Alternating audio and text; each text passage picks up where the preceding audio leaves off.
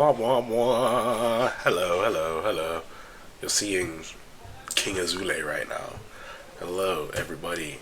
It's just started. Um, I need to do my little checks to make sure everything is okay. We'll see.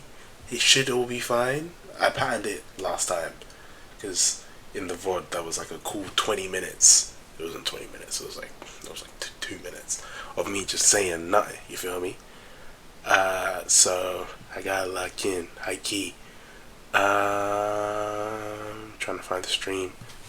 Where the stream at? Where the stream at? Where the stream at? Where the stream at? Can I hear myself? That is the question. Can I hear me? Can I hear me? There you go. There you go. Okay.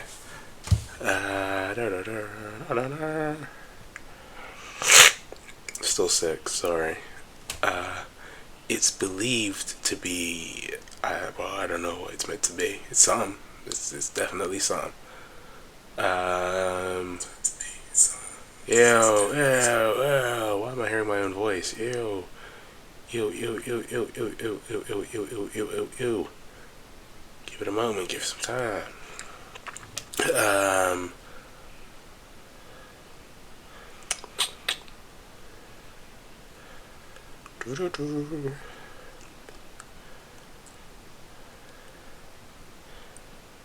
Okay, we're almost there, guys. We're almost there. Give me a second. Give me a second. If you're eagle-eyed, you can see the lineup, but I don't know if you're really tapped in like that. Really tapped in, I really just yap until it starts. I'll be real. I say till it starts. It started. But like, who knows? Who the hell knows? Who the hell knows?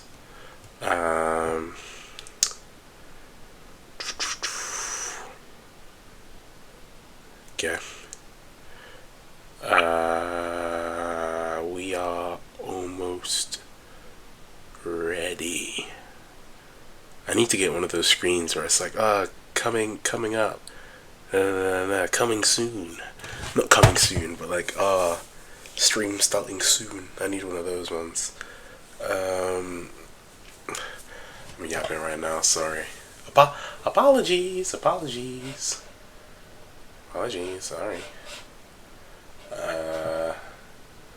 Sneaky little look at my my dashboard. Whoa, not my dashboard. My home page. Crazy. I want to give it a bit before we start up because I don't want to. Hello, anybody who is in chat. I don't know if you are, but there you go. Ellie, you're a nice guy. You're a nice guy. If you don't come and talk to the king, yeah. I love that clip, but I know nothing about this brother, right? So like, I wanna learn. I've been waiting. I've been trying to avoid all the info about this brother, so that way I can watch this video and really get the most out of it. we have 7 different videos planned. Okay, so if maybe one of these don't take your fancy. He essayed a kid a couple years back. Spoilers. Bro's telling me about it, and I didn't know that. Okay, well I think I did, but I didn't know that fully. Okay, spoilers. Okay, I want to hear about King Azoulay, the alpha male predator. Come on, dear God. Okay, well. My fault, OG. It's alright, young buck, it's alright. King Azoulay, the alpha male predator. First video. It's by Nick Nobody. I'm not subscribed, I'm sorry, I'll subscribe. You got to earn my like though. You got to earn my like. I'll tell nah, he cool. Cause the thing is I'm watching his video, so I can't even be stingy with the likes. You're cool, bro, you get that. King of, let me not even read the description, bro. I'm about to spoil myself. Let's step in. King Azoulay. But they call me the Batman. They say you're fucking fit, you know how to fight, you know how to work with weapons, you have money. I have longer pinky nails than my girl. What? They call me the Batman. I know how to fight. I have money. No one calls this nigga Batman, bro. He just saying stuff. Literally. And now he's flexing over cocaine now. I don't... Let me hear him out. Let me hear him out. The biggest question is that Ellie, you're a nice guy. there's something called microfractions. Little microfractions that you cause with hitting the bone thickens the bone. I used to sit there and hit my shins with a hammer all fucking day. Everybody gets... Is that real? Is that am I tweaking? Is that real? I don't think that's a thing. Or at least like it's not as effective as he's making it seem, you know? Maybe I'm tweaking, but that seems very counter. Yeah, I wanted to get stronger, so I just hit my fucking leg with a hammer. beat up. Everybody gets knocked the fuck out. Everybody's going to sleep. Look at his two little chuds in the background. Look at his two little chuds. They were out there glazing. They were grinning teeth. Yeah, I really like this alley guy. He really knows what he's doing. A cool guy in Kengan Ashura did that with his forehead. That sounds like an easy way to get some CTE. These niggas are grinning. Look at it. Why can I almost see this nigga's nipple? Okay. Anyway, I'm gonna let him speak. Everybody's going to sleep. Once everybody's asleep, then I ask what happened. King Azoulay is a wannabe alpha male influencer who is using Andrew Tate-like methodologies to try and become famous online. He tells wild, over-the-top stories that are so ridiculous it's actually unbelievable he thinks he can convince people that they're true. I've taken on not one, not two guys. I fought 30 guys at the same time, and they couldn't take me out. It's like a freaking Arkham Knight. What do you mean? Yeah, I took on 30. I'm not gonna lie, I believe, bro. You're getting entranced. You're getting entranced by his chest, bro. What do you mean you believe him? 30 different niggas. It's like that one clip of that girl being like, "Oh yeah, I need a gun because what if 30 different intruders come into my crib?" How do you have 30 different arms? He definitely doesn't have 30 different arms. Let's be real. Let's be real. Fought 30 guys. 30 guys at the same time. They got to the point that they said, "Okay, fuck you, you motherfucker. We're done with you. You don't want to stop. I have this switch.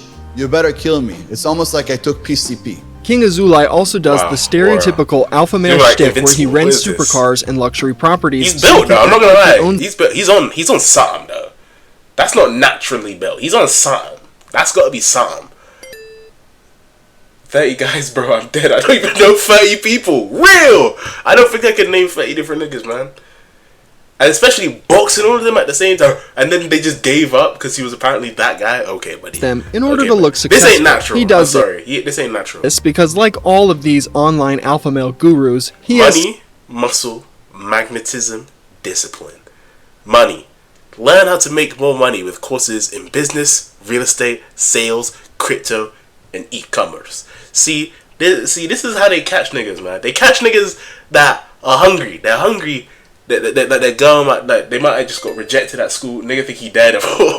He might have just got rejected at school by fine shit, and now he's out here trying to hustle. He's trying to hustle, and he comes to bloody King Azoulay. He sees this. He sees that brother. Look at his traps. Look at his traps. He looked like Speed when he did the fucking Black Death or Black Flash Halloween costume. I'm not surprised he's got fans. Scammy online courses. Transform your body into a Greek god.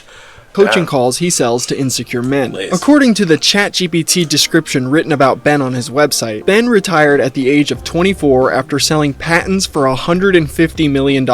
Since then, he's invested in hundreds of businesses as a venture capitalist and took an active role in 16 businesses that have generated. Pretty sure he's also short as hell, so he looks even more bowler. Let's not. Bro's just dropping allegations on his name. Bro's dropping short allegations. That's deep.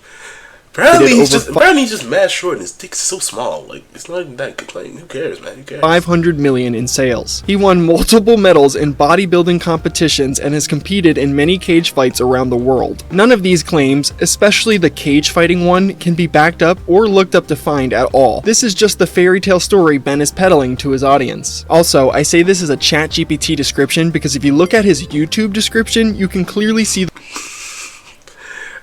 also, apparently, he's got AIDS and his breasting, and he got no gas money. Real. At 17, I was homeless due to a. This nigga ain't go to school, man. He can't spell. Due to a rough childhood, Why is he capitalizing the start of everything and then not capitalizing the actual letter that needs to be capitalized? I ended up in jail and thought my life will never change due to my... Twice. Yeah, he did that twice. Due to my circumstance. But I'm here today to say if I did it, anyone can. I will do everything I can... That's how Chief Keef tweets. I will do everything I can to teach you everything needed to know so you can achieve what I call the Holy Triangle. This nigga the way just Ben saying actually shit, types. bro. Like a third grader. At 17, I was homeless Oh, he's reading it. Sorry. I stole his to thunder. a rough I'm sorry. childhood. I ended up in a jail and thought my life will change due to my circumstance. But here today to say if I did it, anyone can. Oh, jeez. I will do everything I can to teach you everything needed to know so you can achieve what I call the Holy Triangle. Almost every single letter here is capitalized, and there's little to no punctuation in sight. Now, I know this is just a minute detail in the grand scheme of things, but I just find it funny how... Hey. He got that shit out. I'm not gonna... No, actually... He dressed like a GTA Online character. You know, like when a nigga, that one fit in GTA Online, that big ass fucking jacket. That's how that nigga dress. It's not a terrible fit. I feel like for his type of person, it's not that terrible of a fit. I didn't clock the whole no shirt thing. Now that's GTA Online, but like the actual jacket, that could be hard in the right circumstances. Okay, if Wisdom K started rocking that kind of fit, he could rock it. This guy is. He acts like he's the smartest guy on the planet when in reality he can't put a simple sentence together correctly. The absolute worst part about King Azoulay is the fact that he has recently been exposed by the YouTuber John Bravo. That nigga's dead. Damn! That nigga went Turkey, bro. Look at that. That's clean. Anyway, sorry. Being a pedophile. What? Wait, what? What? I'm sorry. I wasn't focused. He's a pedophile? A 15-year-old girl with his friends. 15? He does this all for social media fame because he's trying to sell programs to kids to try to teach them to become... we saw you, bro. we noticed it was you, bro. Because he's trying to sell programs to kids. Hey, Kyle. You think we're gonna hit on his TikTok? Why are they both recording him? This is so sneaky, bro. He ain't gonna fuck you, bro. Why does this guy speak like he's got something wrong in the head? Literally, you're meant to be the nigga telling me he's a terrible guy. You look like Steve from Minecraft. To try to teach him to let me not become violate man. him because he's trying to tell the While truth. I was investigating all the bullshit lies like Captain America, bro. What this the hell? asshole's telling to see if any of it's true, I uncovered something that I wish I never saw. He talks like what's his name from? He talks like Kevin from The Office. I don't. Because it's so dirty and evil and unbelievable and something that I didn't think is possible Captain for Poland. a human being to do. 15 years old and a another virgin. person. The last thing this asshole should ever be doing is anything involving children. This actually might be the worst social media alpha male I've ever come across. King Azoulay, whose real name is Ben, began Here to guide men. Strong mind equals strong body.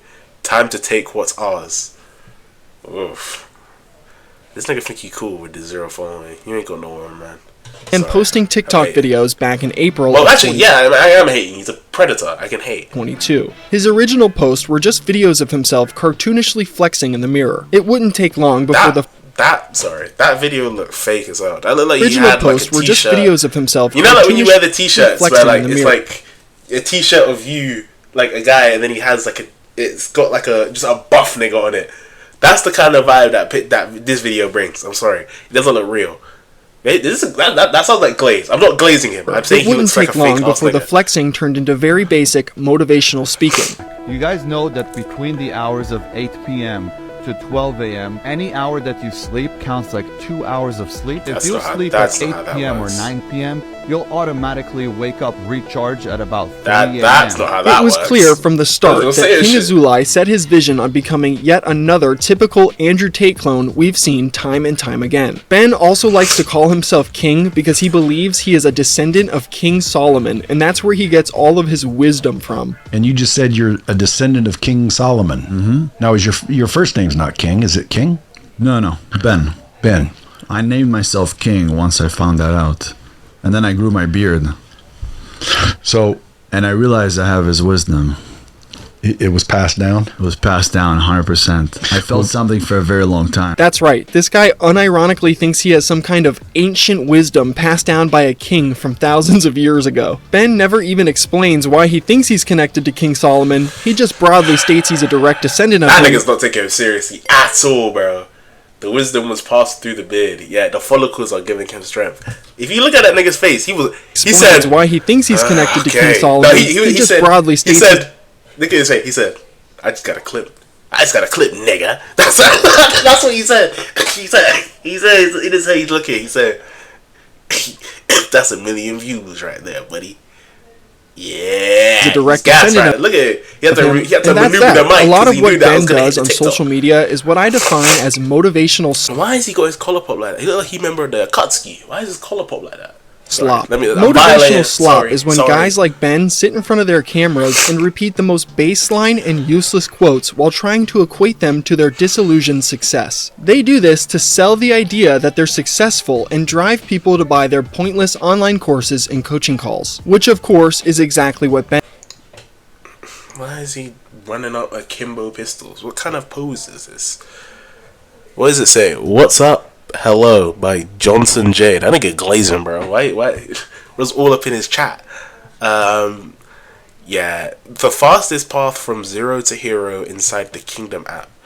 Yeah, man, this is for this really is for niggas who are not lost, but they got curved once, and I said this already, that for niggas that got curved once and they're like, I need to be better, they fall down this pipeline. And does. This is why is he only getting 100 views? If he's meant to be that guy, why is he only getting 100 views? I'm not saying 100 views ain't a lot on a live stream, but I'm saying why is he from a typical his name is literally King. He calls himself King, or a divorced 40-year-old man. Literally, yes. If you're a young boy and you're in a situation where you're an F student, let me tell you something. You got a bright future. The F students are the inventors. Is he the origin of the F students or the inventors? Is that him? Is that him? You see, an A student is the perfect employee. He works for me and he's Oh my god! That's my manager. My managers are great, but they're always going to be managers. The C students, those are business owners. The C is between a business owner and an inventor. It's someone that owns a business but truly wants to invent something. He just doesn't know how to do it. And then you got the F student. The F students are the inventors. Oh my god, he said it. Absolute cinema. Hey, you know. So what? He touched a couple kids, bro. He made some fire, bro. He made some heat. You know, there's give and take. Some niggas still listen to R. Kelly, bro. There's give and take. Creative that they couldn't sit in class. They couldn't listen because whatever people were trying to put in their head, they knew it was fucking bullshit. Now, I absolutely will not bore you with any more of that kind of content. That actually would feel like some kind of crime. Something like cruel and unusual punishment to my audience. Instead, I will focus on showing you some of the insanely ridiculous stories Ben has told, and show you how these tall tales eventually led to him exposing himself as a child predator. It starts with the story of how when Ben was a child, he came to America and spoke no English. Apparently, at just 10 years old, he would become a regular at a Chinese food restaurant. The owner would eventually fall in love with him for some strange reason and started teaching him special kung fu. When I was first of all younger, before I arrived to the US, I used to watch Bruce Lee all the time. We moved here, I didn't speak any fucking word in English. I didn't speak one word in English. What I did find was a Chinese restaurant right across the street.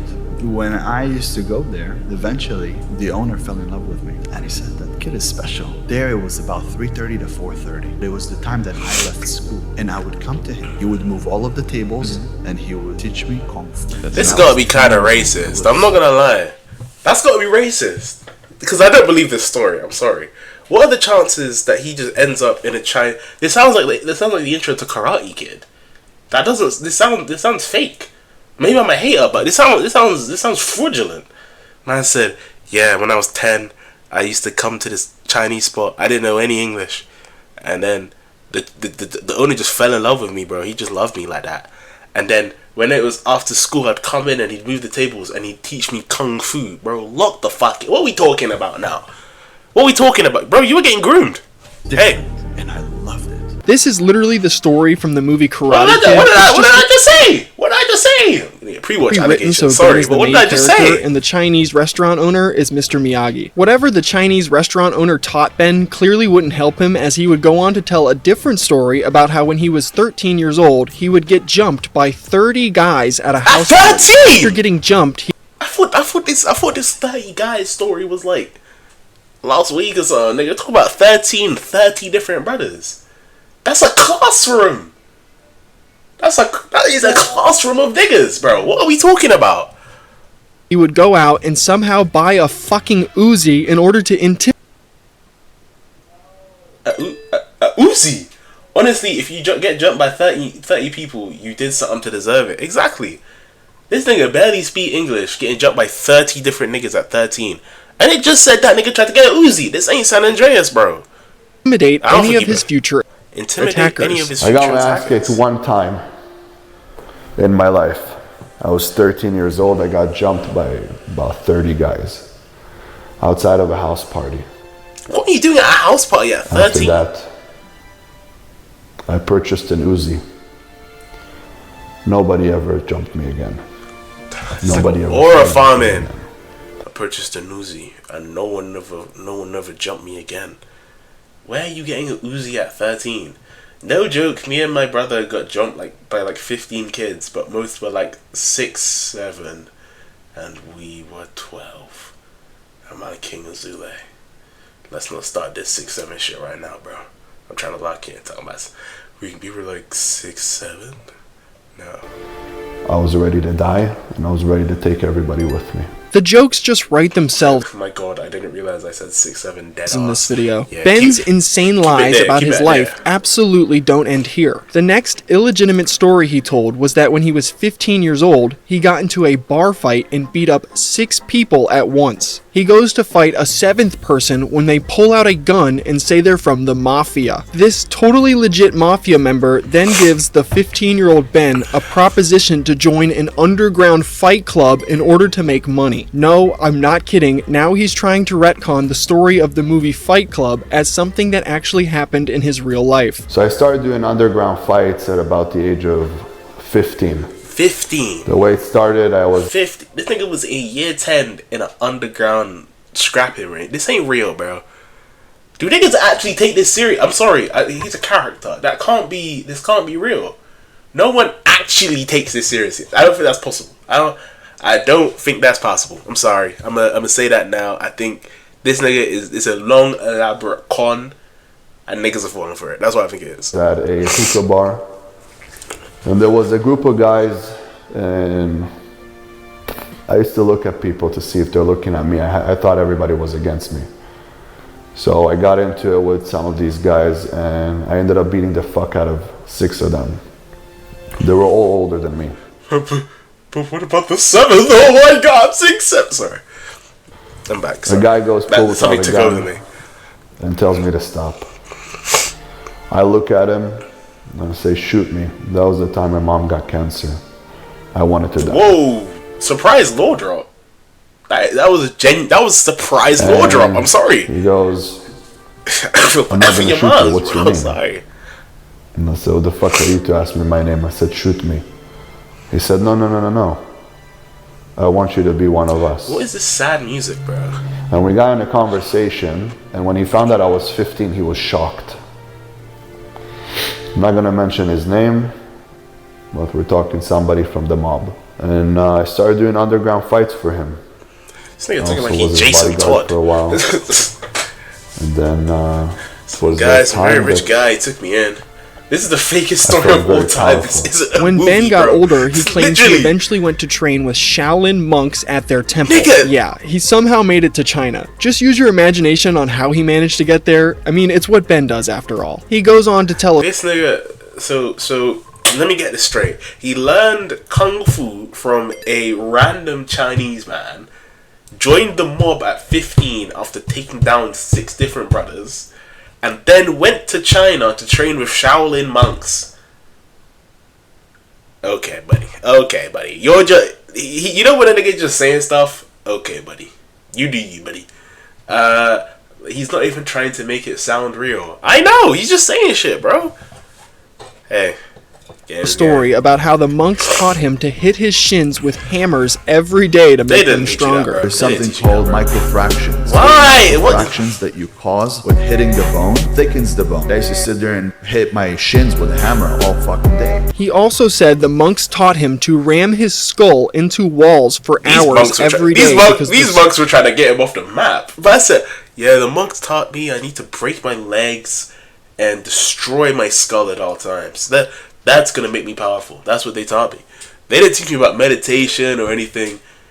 Bro found Batman's t-shirts. Bro found the Tibetan monks that teach Batman everything.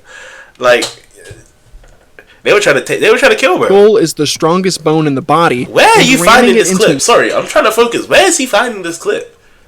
How this nigga ran? Is this like a jackass thing? Like, why is he running? What? Okay, sorry. Walls will cause microfractures, thus making it stronger over time. You know why people wear boxing gloves? So they don't fuck up their hands by hitting somebody's head. Your head is the strongest bone in the body. And if you train it and bang it enough for a whole year... That's not true. Is that true? I thought like the femur. Isn't it the femur? The femur? That's what I think. We've got a biologist in the house, you know. I didn't think the skull was the well. I guess, but like, I thought it was the femur, because I know when you break your femur, like you're cooked basically. But like, it's not easy to break. What is the hardest bone in the human body? Let's check. What is the hardest bone in the body? Yes, femur probably. The hardest bone is the temporal bone in the skull. Damn, we're wrong. Due to its extreme density, however, the femur fire bone is often considered the strongest because it is the longest, can withstand immense compressive force. Okay, so he isn't wrong. The temporal bone in the skull is the strongest, but the femur can handle the most force, I guess. Well, you know, you learn something new every day, I guess. It becomes He's 4 not completely times wrong. thicker. 4 times thicker, okay. That would just cap it, bro. Your skull is 4 times thicker than the average. Okay, buddy. And I learned that at a young age. That's what I learned from the Shaolin monks. If these stories were somehow true, I think those monks were just messing with Ben. They probably got a good laugh watching this idiot run headfirst into the temple walls. Also, the skull isn't even the strongest bone in the body like he claims. That's the femur. The femur is the longest and heaviest bone in the body and bears the weight of the entire upper body, thus making it the strongest. Not to get all sciencey on you guys, I just think it's funny how wrong this dude is about some of the simplest things you can figure out with a cursory 10-second Google search. Ben claims he would use this totally real knowledge he picked up from the Shaolin monks to do things like fight a group of 30 guys and win. He really likes the idea of fighting 30 people at one time, it seems. Another 30 niggas. So he fought 30 brothers. He got jumped by 30 brothers. Learned from the Shaolin monks. Then fought another 30 different brothers. This is too many different niggas you're scrapping, bro. How many ops you got? Well. Bro's been I've taken on not ALP. one, not two What guys. are we talking about? I fought 30 guys at the same time, and they couldn't take me out. You fought 30 guys. 30 guys at the same time. They got to the point that they said, okay, fuck you, you motherfucker. We're done with you. You don't want to stop. I have this switch. You better kill me. It's almost like I took PCP. This is yet another movie reference, this time being Bruce Lee. In one of the Bruce Lee movies, Bruce takes on an entire group of people that are messing with a Chinese shop owner and wins. Sound familiar? Ben here loves cosplaying as his favorite movie characters so much. You do not want to see me when I get angry, because when I get angry, a switch flips in my head. And I don't care about dying, and I will beat up 30 different guys. And one time the switch flipped when I was at school, and they had to press the lockdown button because I was as dangerous as an active shooter in the school. This nigga is not built to fight, bro. Sorry, makes up fake stories about his life in order to feel like he is more like them. Another insane lie Ben would tell about his life on a podcast was that he somehow worked for the FBI's counterterrorism unit at some point. He would then leave his job at the FBI so he could pursue a social media career. Ben would tell this lie on the Droppin' Bombs podcast, and even the host, Brad Lee, couldn't believe what he was hearing. I told you, I worked in counterterrorism for over a decade. So for me, I wasn't allowed to be even on social media or any of these things. And even today, I'm not allowed to even speak about what unit I was in, things like that, for the next 5 years. I can't share it with anybody. But there's a lot of people out there that would say, now that's where I'm calling bullshit. That's fine. That's the line. Nobody cares. That's the line. He can learn from Shaolin monks. He can get beaten up by 30 different brothers twice. He learned kung fu from some random Chinese brother. But him being part of the FBI, that's where I draw the line. That's too much. I can't handle that much. And it's convenient that you can't talk about it, so no one can verify. Yeah. Well, there's units that are called invisible units. I'm not doubting you. I always give everyone the benefit of the doubt. But if I were to question it, I would say, well, wait a minute. At 17, you were homeless. At 18, 19, you were cleaning carpets. Then you got into telemarketing. Then you went, then you started doing real estate. And you started investing here and there, and that was only 10 years ago. So when was the counterterrorism? This is literally that rage baiting picture. This white nigga's getting rage baited. Obviously not rage baiting, but he's falling for the bait. Man said, this FBI stuff's where I draw the line. And he just listed off all this other bullshit this nigga was saying. He's out here good. Yeah. I did all that. Yeah. It's a bunch of gullible fucks. What is this? For? The Israeli army? Whoa! United. Whoa! Is this the part of the IDF? Whoa! Let's rewind that! Yeah. And who is it for? The Israeli army? Well, it's Israel and the United States who work with both. That's the CIA. That's because no. Counterterrorism is a little bit different. Yeah, so we're supposed to believe this nigga was tapped in with the Mossad. Hey, I might need to watch what I say. I'm about to see a red dot on my forehead if I speak too much on King Azoulay. What's going on? 1, that this guy worked for the FBI, and 2, he then quit that FBI job to do this. Do it with pizzazz. Every hour spent in isolation makes it easier to face annihilation. I'ma do it with pizzazz. For a brief moment, let's try and piece together the current story he's trying to sell here. Ben became an underground fight club champion for the mob at 50. I don't know if you can say that, Rico. I saw that.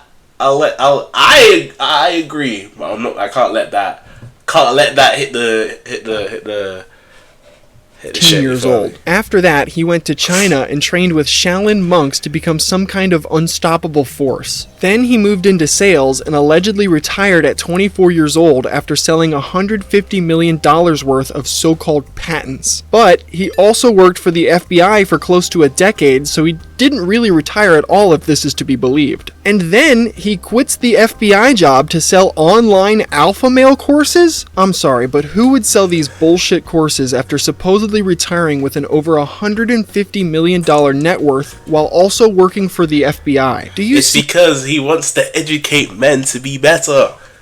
This is where it comes. I've made so much money. I am so rich. I've made so much money. I don't need you to buy this. I'm only doing that because, I just need to. I need to pay people.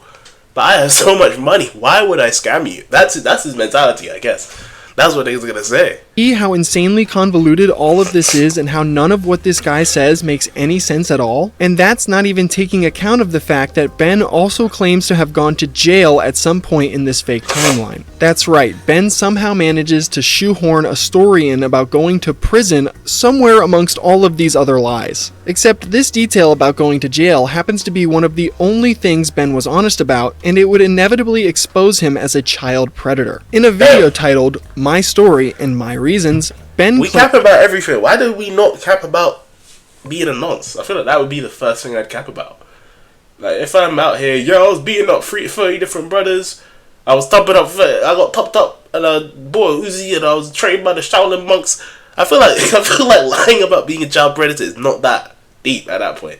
Like, just lie, bro. Just lie. I don't get why he's my truth, my story. No one came to King Azoulay to understand his history and his past. Claims that he went to jail for something that he didn't do, but he doesn't really expand on the details of this statement. I got arrested. And I got arrested for something that they said that I did, and I didn't do it. And when I got out, all clean, after I spent a little bit of time in jail, I said, I'm never coming back here again.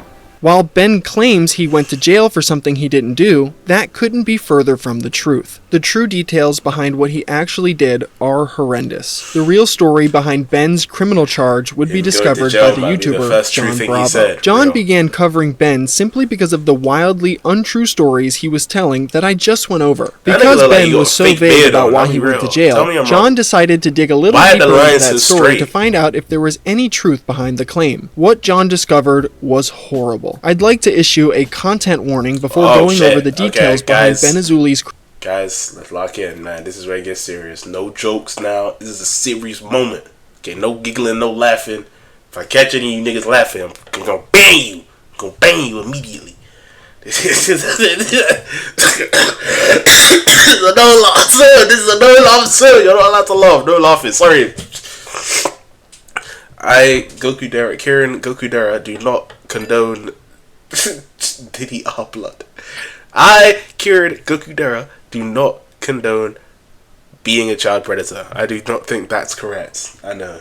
Give me a Nobel Peace Prize, bro. Criminal charge that was discovered by John Bravo. In 2008, Ben Azoulay pled guilty to sexually assaulting a minor. The things Ben did to a 15-year-old girl with his brother and friend are downright disturbing, and it's truly a disgrace he spent such little time behind bars for his actions. Because Ben comes up with such insane lies to deflect the fact that he pled guilty to this, even going as far as painting himself out to be a hero for sexually assaulting a minor, I think it's important to cover the true details behind his crime. John Bravo managed to uncover court documents that describes in detail what happened to a 15-year-old girl who will be named H when they were convinced by Ben and his friends to go to Ben's house for a party. After they managed to get H back to Ben's house, the group What is this fuck-ass fit, bro? I'm sorry, I'm trying to focus. What is this fuck-ass fit, man? Why even wear the beanie at that point? Like, what is this? Sorry.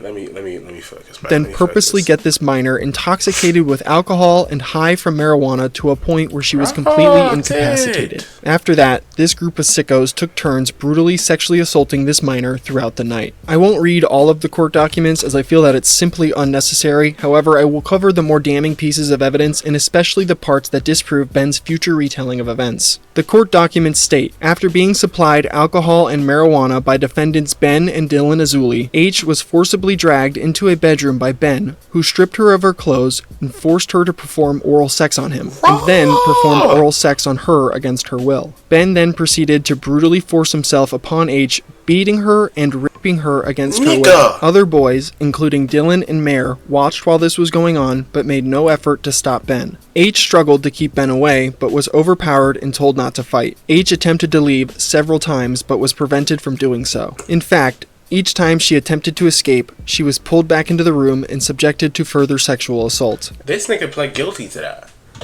He did that shit, bro.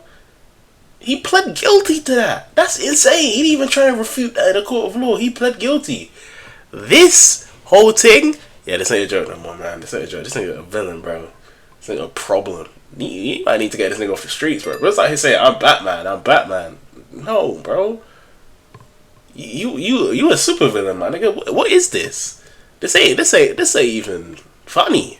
Not saying that. No, obviously, no form of thing is funny, but like, yeah, he's more like Deathstroke. Okay. After Ben had finished ravaging H, oh my, we're not done. Passed her to his brother Dylan, who dragged her from Ben's room to Dylan's room. Dylan pinned her on her back and had sex with H against her will. While raping her, he bit her neck. Dylan and Ben flipped H onto her stomach, face down, and she was again raped from behind by both of the brothers. During this, one or more of the boys had anal sex with her. To make matters worse, a majority of this occurred while Ben and Dylan's parents were home. Oh my god, man. Oh my god, this is just getting worse and worse.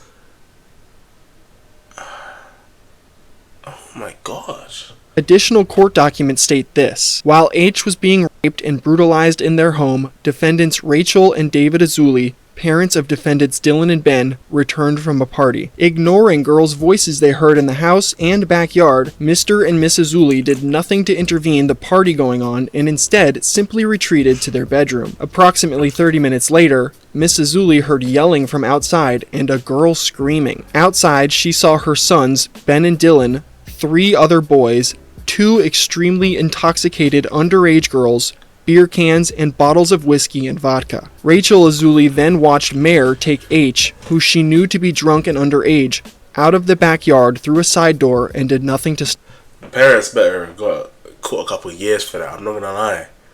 Every nigga in this story gonna get hit with a book, bro.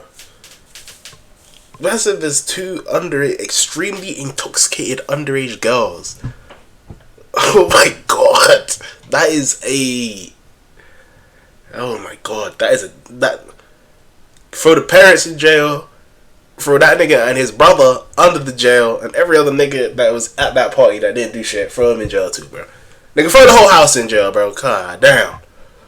Golly. Stop them. H would essentially get dumped out onto the street where she fled and called her parents to come pick her up. Seeing the horrible condition she was in, they took her to the hospital and called the police immediately. Defendants are convicted for the violent crimes they committed against H. The final court documents state this: defendants are convicted for the violent crimes they committed against H. Ben, Dylan, and Mare were subsequently arrested and interviewed by the police. Ben and Dylan admitted to knowing H was underage and highly intoxicated and admitted to having sexual contact with H. Ben was prosecuted as an adult. Dylan and Mare were both charged as minors. Ben admitted his guilt in open court, and he was convicted on the charge of violating Penal Code Section 288 AB1, oral copulation with a minor. Dylan also admitted his guilt and was convicted in a juvenile proceeding on the charge of violating Penal Code Section 261 A3, rape of an intoxicated/unconscious person. H is informed and believes that due to a prosecutorial error, Mare escaped conviction, although he too was clearly guilty of the acts alleged above.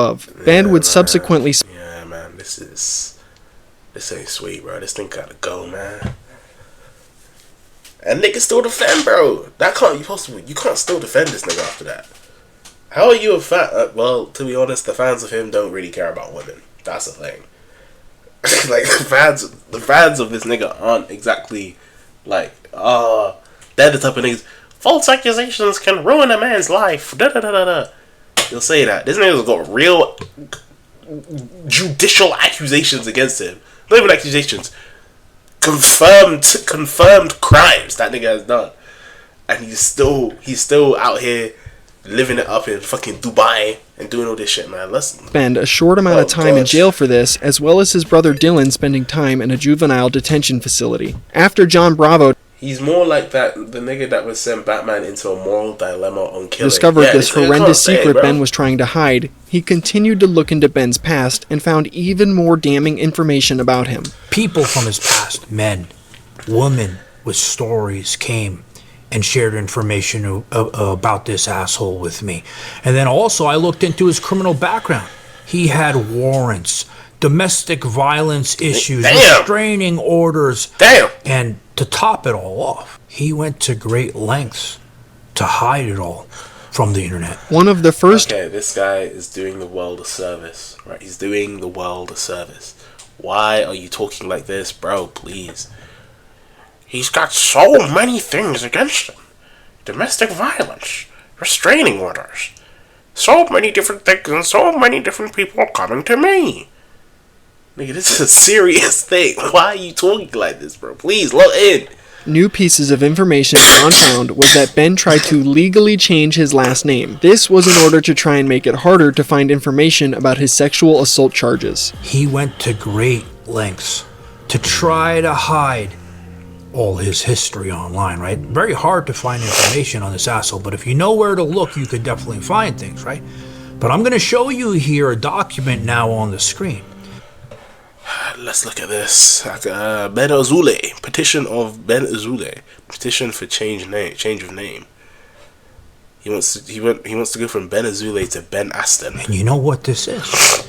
This is this asshole trying to change his name to Ben Aston. And the reason why he wanted to change it was because he knew he was going online. He didn't want people looking up his information, right? So he did his best to hide it. So he filed a name change with the court. But when he went to file it, the court said, fuck you.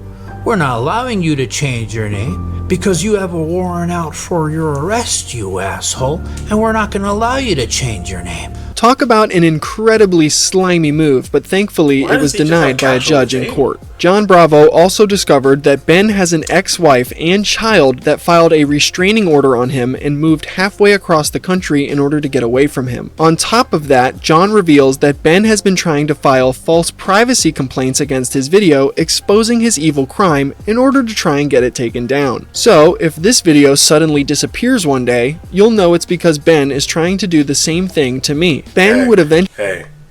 This must be an Adam Bumblebee-ass moment. Hey, if this video goes down, if this VOD goes down, you know who came for me. He got the Mossad on my ass, bro. I'd be cooked. I'm cooked. I'm a small fry in this game, now bro. Deleted video I'm building up hopes, bro. I got BlackRock, Kai Cenat, this brother, Mossad. They all coming for me, man. They all coming for me, bro. Insane ways I've ever seen someone try and disprove the fact that he's a convicted child predator. He would claim the Matrix is out to get him and then compare himself to people like Andrew Tate, Donald Trump, and Cristiano Ronaldo. They're the same. If you're not smart enough like a Jew to make your own money, like a Jew? Wait, what? You better learn how to sue one. I mean, you clearly know the stories about Andrew Tate. You know the story of Donald Trump. You guys know Cristiano Ronaldo. Ben would also claim that he actually never did any of this. That nigga like it was a jump scare. You know Cristiano Ronaldo. You guys know Cristiano Ronaldo. Ben would also claim that he actually never did any of this and nobody touched the victim's speech. He follows that statement up by saying that he always wanted to tell people about his sexual assault charges. He just thought he would be asked on a podcast why he went to jail, and then he would have explained why. This is a glaringly obvious lie, as he has been on multiple podcasts and he has been asked multiple times. What is this? Why does he just have like a doohickey? That's a thingamabob in his hands, bro. What is why this? he went to jail, like with each time Ben vaguely stating it was for fighting people. He's always just got like a cigar and a thingamabob. When did you go to jail? When I was 18. What did you go for jail for?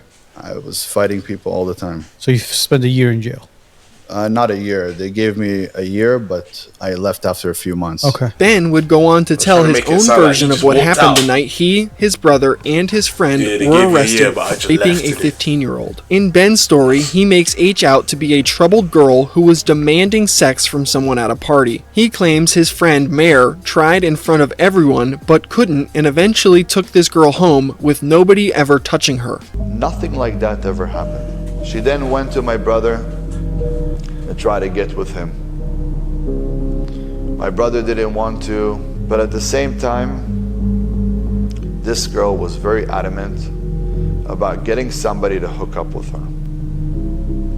So we're hanging in the backyard, and she sits next to one of the young men who was 7. Thing is though, man was the one that got away.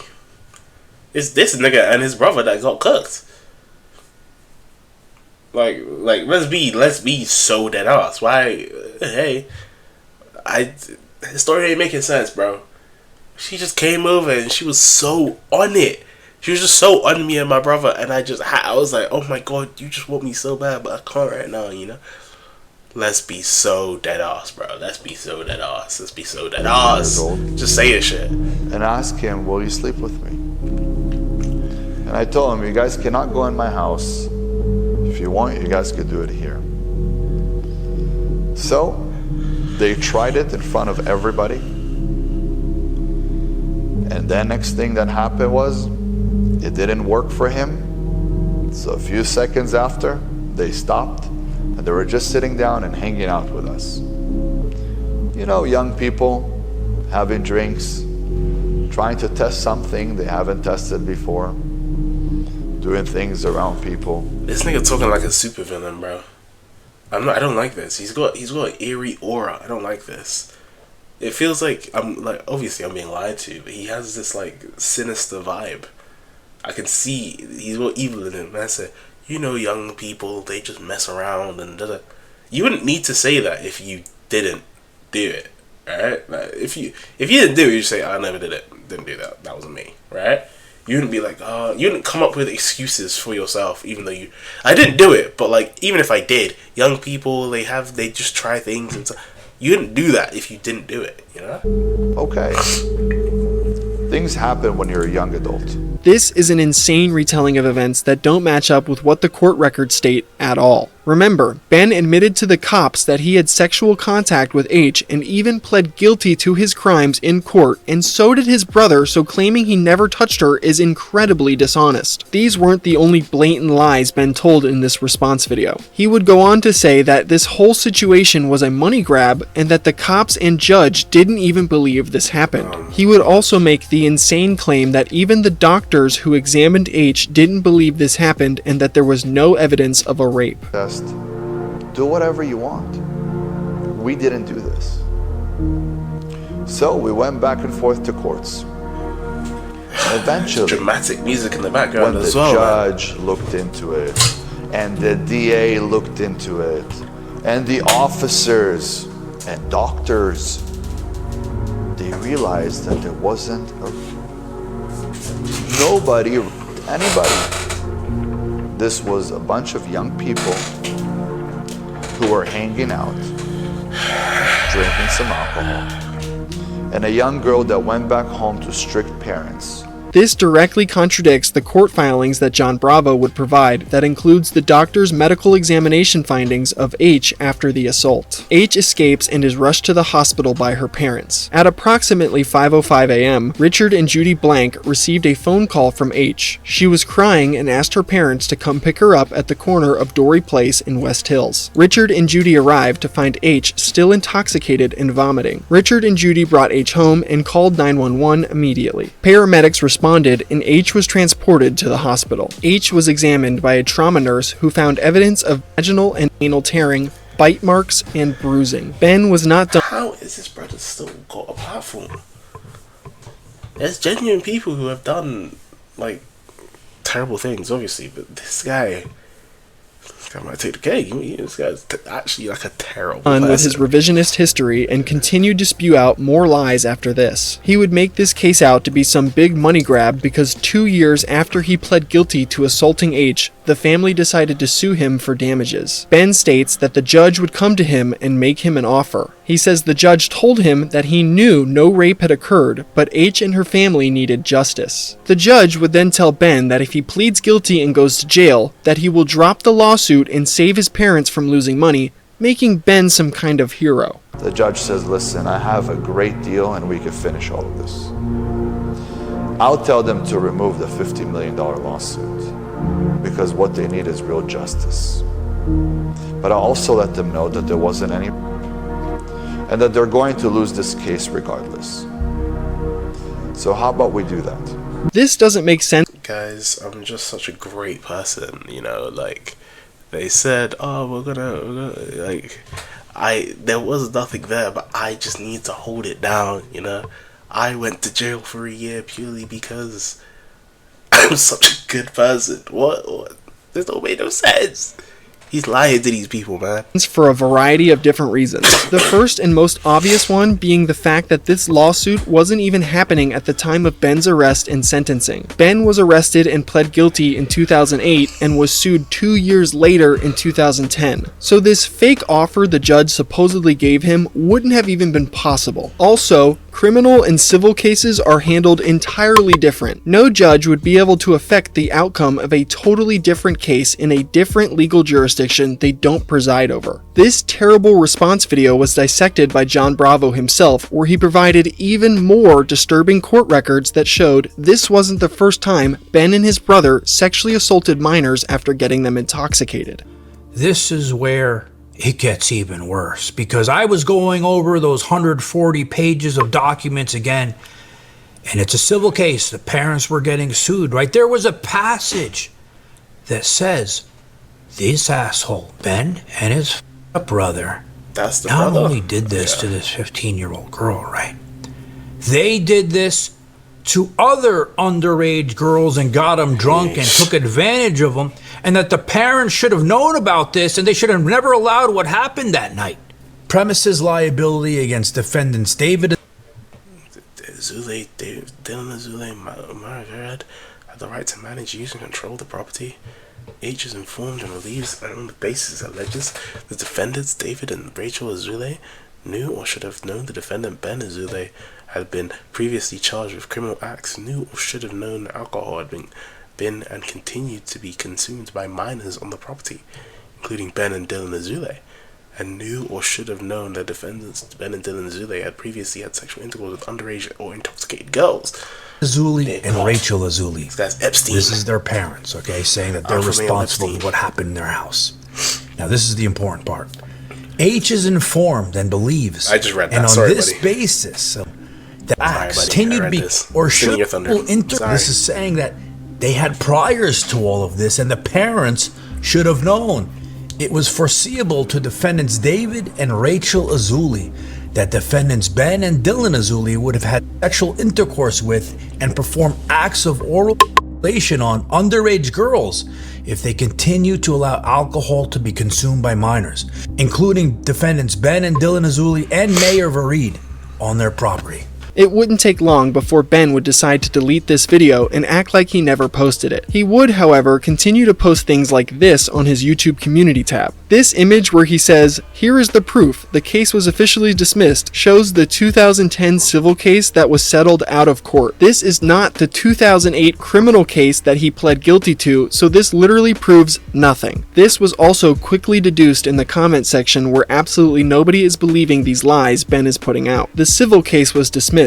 The criminal case was not dismissed. Bro's not escaping the allegations. The dismissal of the suit was because his parents settled, and then they were so stupid that they filed against their own homeowner's insurance. The homeowner's insurance denied their claim, and it is on record. It was denied because Rachel and David's dastardly duo had a history of degenerate behavior, and the homeowner's insurance discovered it. Thank you, John Bravo Films. Ben Azoulay's next course of action would be to challenge the person who exposed him, John Bravo, to a cage fight. I'm not kidding. Nothing screams, "I'm innocent," more than trying to fight the person who is exposing you. Let's set up a legit cage fight. If this interests you, DM me and we will set it up. Other than that, I'll let you stay a ghost in my world. John Bravo knew by this point Ben was desperate and running out of options. This was clearly a Hail Mary last-ditch effort for some attention that John was not going to give him. He responded to this in a video titled, "Alpha Man threatens my life for exposing his dark past," and he left a pinned comment that pretty much sums up his thoughts in "This pizza shit," oh, very funny, "wants to handle me in a different way. I'm not interested in being his 31st victim." Yeah, it's really thinking funny. Also, he would not want cameras around if there was an actual real fight, because he wouldn't want anyone seeing what becomes of him. Damn. However, as we know, there's no way this dude is fighting anybody but a defenseless minor. Damn! He wants the build up to a fight and to talk about it, but he will never show up. It's the clout he wants. a short and concise manner. This piece of shit wants to handle me in a different, not what comes of her. He wants all of the evidence. Ben would insanely post a second video attempting to debunk all of the evidence that John Bravo has provided that has proved he is a child predator and he has pled guilty to sexually assaulting a minor. The second response video to these claims is somehow so much worse than the first video. Ben claims he spent the last 6 weeks going over court records in order to prove himself innocent. That's right, he actually did the meme of, "Guys, I investigated my own sex." What do you mean you looked at court record? Wasn't he there? He was there. He was there at the court. He knows what happened. Why does he need to investigate? He was there. It's about him. He should know. This is his thing. Crime that I pled guilty to, and it turns out I'm actually innocent. Over the course of almost 22 minutes, Ben makes a multitude of insane claims like, the judge was trying to teach him a lesson by making him plead guilty to a sex crime with a minor because the year prior he was accused of domestic violence with a different woman. So at the time when she told me in the car that she cheated on me, I yelled at her, she pushed me, said don't yell at me, smacked her in the back of the head. What the hell? This is what he's admitting to. Think about what he's not admitting to. That's the thing. Shit happens. You're a young boy. I was 17 years old. So shit happens. You know, you're trying to beat a woman. You know, shit happens. Shit happens. Judge wanted to teach me a lesson, so that way I don't have involvements like that any longer. And I didn't. Ben would then blame his lawyer for making him take a plea deal instead of trying to fight his case. My stupid lawyer had me take a plea deal instead of saying I want to get her to the stand. These boys didn't do anything, but he didn't do that. He took his money and he ran off with it. Stuck me with a fucked up deal for something I didn't do. It's funny how my own lawyer sat in front of me going, hey, you know, for you get 15 to 20 years. I'm like, yeah, but I didn't do it. He's like, yeah, but they want you. I'm like, what do you mean they want me? I didn't do it. This guy's always the victim. That's what it is. This brother's always like he's always the guy that's getting done dirty in the story. It's always, oh, the judge was trying to make me a hero. They were trying to sacrifice me. My lawyers did me dirty. Da da da da da. He's always the victim. This is crazy. Just saying foolishness now. Yeah, but they want you. Today I understand that judges and lawyers and the other lawyer, they all work together. Their job is to take as much money as they can out of you. And when they can't take any more, to just end the case. So what did he do when he knew that my family didn't have money? He forced me into a deal. Newsflash, Ben, you willingly took a plea deal, and if you thought you were innocent, you wouldn't have admit your guilt to the police and to the court. Ben also goes on to try and assassinate the character of his victim H. He does this by claiming she was already addicted to... I thought you were about to say... Yeah, he then went on to assassinate, like, someone. I thought this guy was a killer as well. I was about to say, goddamn. Added to his law. Alcohol, weed, and prescription pills. He basically implies that it was her fault that this happened to her and that Ben and his friends weren't to blame. So let me give you facts about what we found. H was addicted to alcohol, marijuana, and ecstasy. H was seeing a psychiatrist 7 months before she met us. She was also seeing a psychologist. The psychologist referred her to the psychiatrist. She was addicted to alcohol, weed, and ecstasy. That night she had alcohol. She also smoked from the weed. 15? And the fact that she jumped like that on all the beds in the house and took 15. Off her clothes lets me understand that she took ecstasy. You see, but I didn't know that until I went into the reports. When she was seeing her psychologist for that problem, she was 14. Now, what 14-year-old girl do you know that is addicted to alcohol, ecstasy, and marijuana? I don't know any. Clearly, her parents were very bad parents. Oh and if you already couldn't hate this guy anymore... Oh my god. This guy's like comically evil. This is crazy. Man said her parents were at fault. Bro, she was at your party, at your crib. What do you mean her parents are at fault? What are we talking about now? This guy is comically... After these statements, he demands his victim H give him and his friends an apology for what she put them through. It's actually unbelievable. And H, if you're watching this, I would love for you to apologize to me and to my brother, because you know nothing ever happened to you. We're all a bunch of kids having a good time drinking. I was with P, my brother was with Kat. And it's very sad that me and my brother and my whole family had to go through this. And if you ever want to... We're not running the F students or the inventors. That meme ain't running, bro. That ain't running. That can't run. That's a bit too much. That can't run.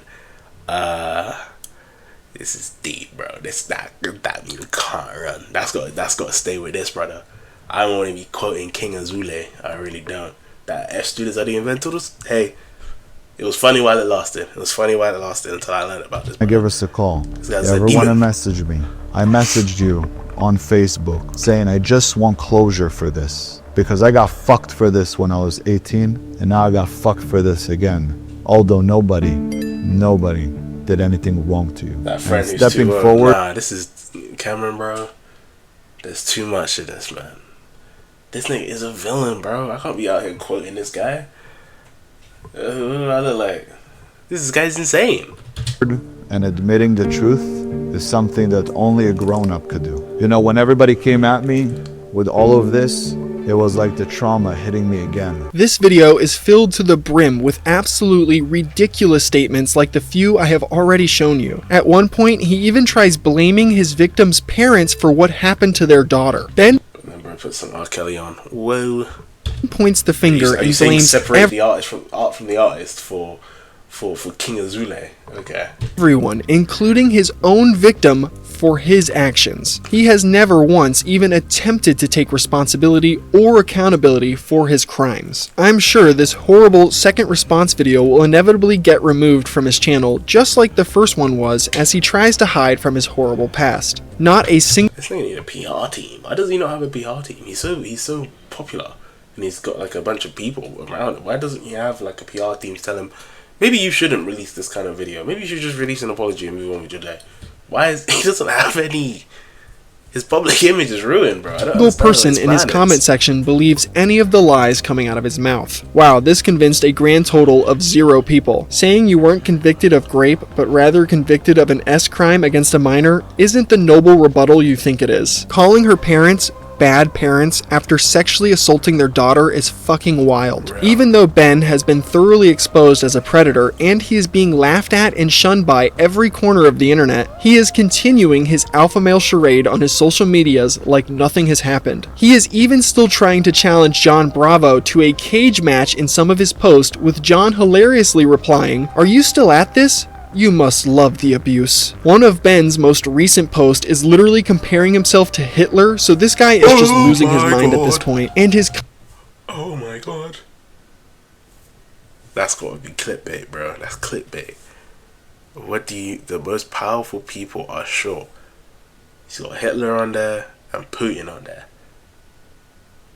He's doing too much, man. He's clip farming, bro. And I know this fucking podcast that's in the back. It's that one, top 3 educational podcast. That's this guy that just brings on the random. Yeah, if I got my arm chopped off, it was even short for the time period. Okay, but how do you know Hitler's height? But what's good?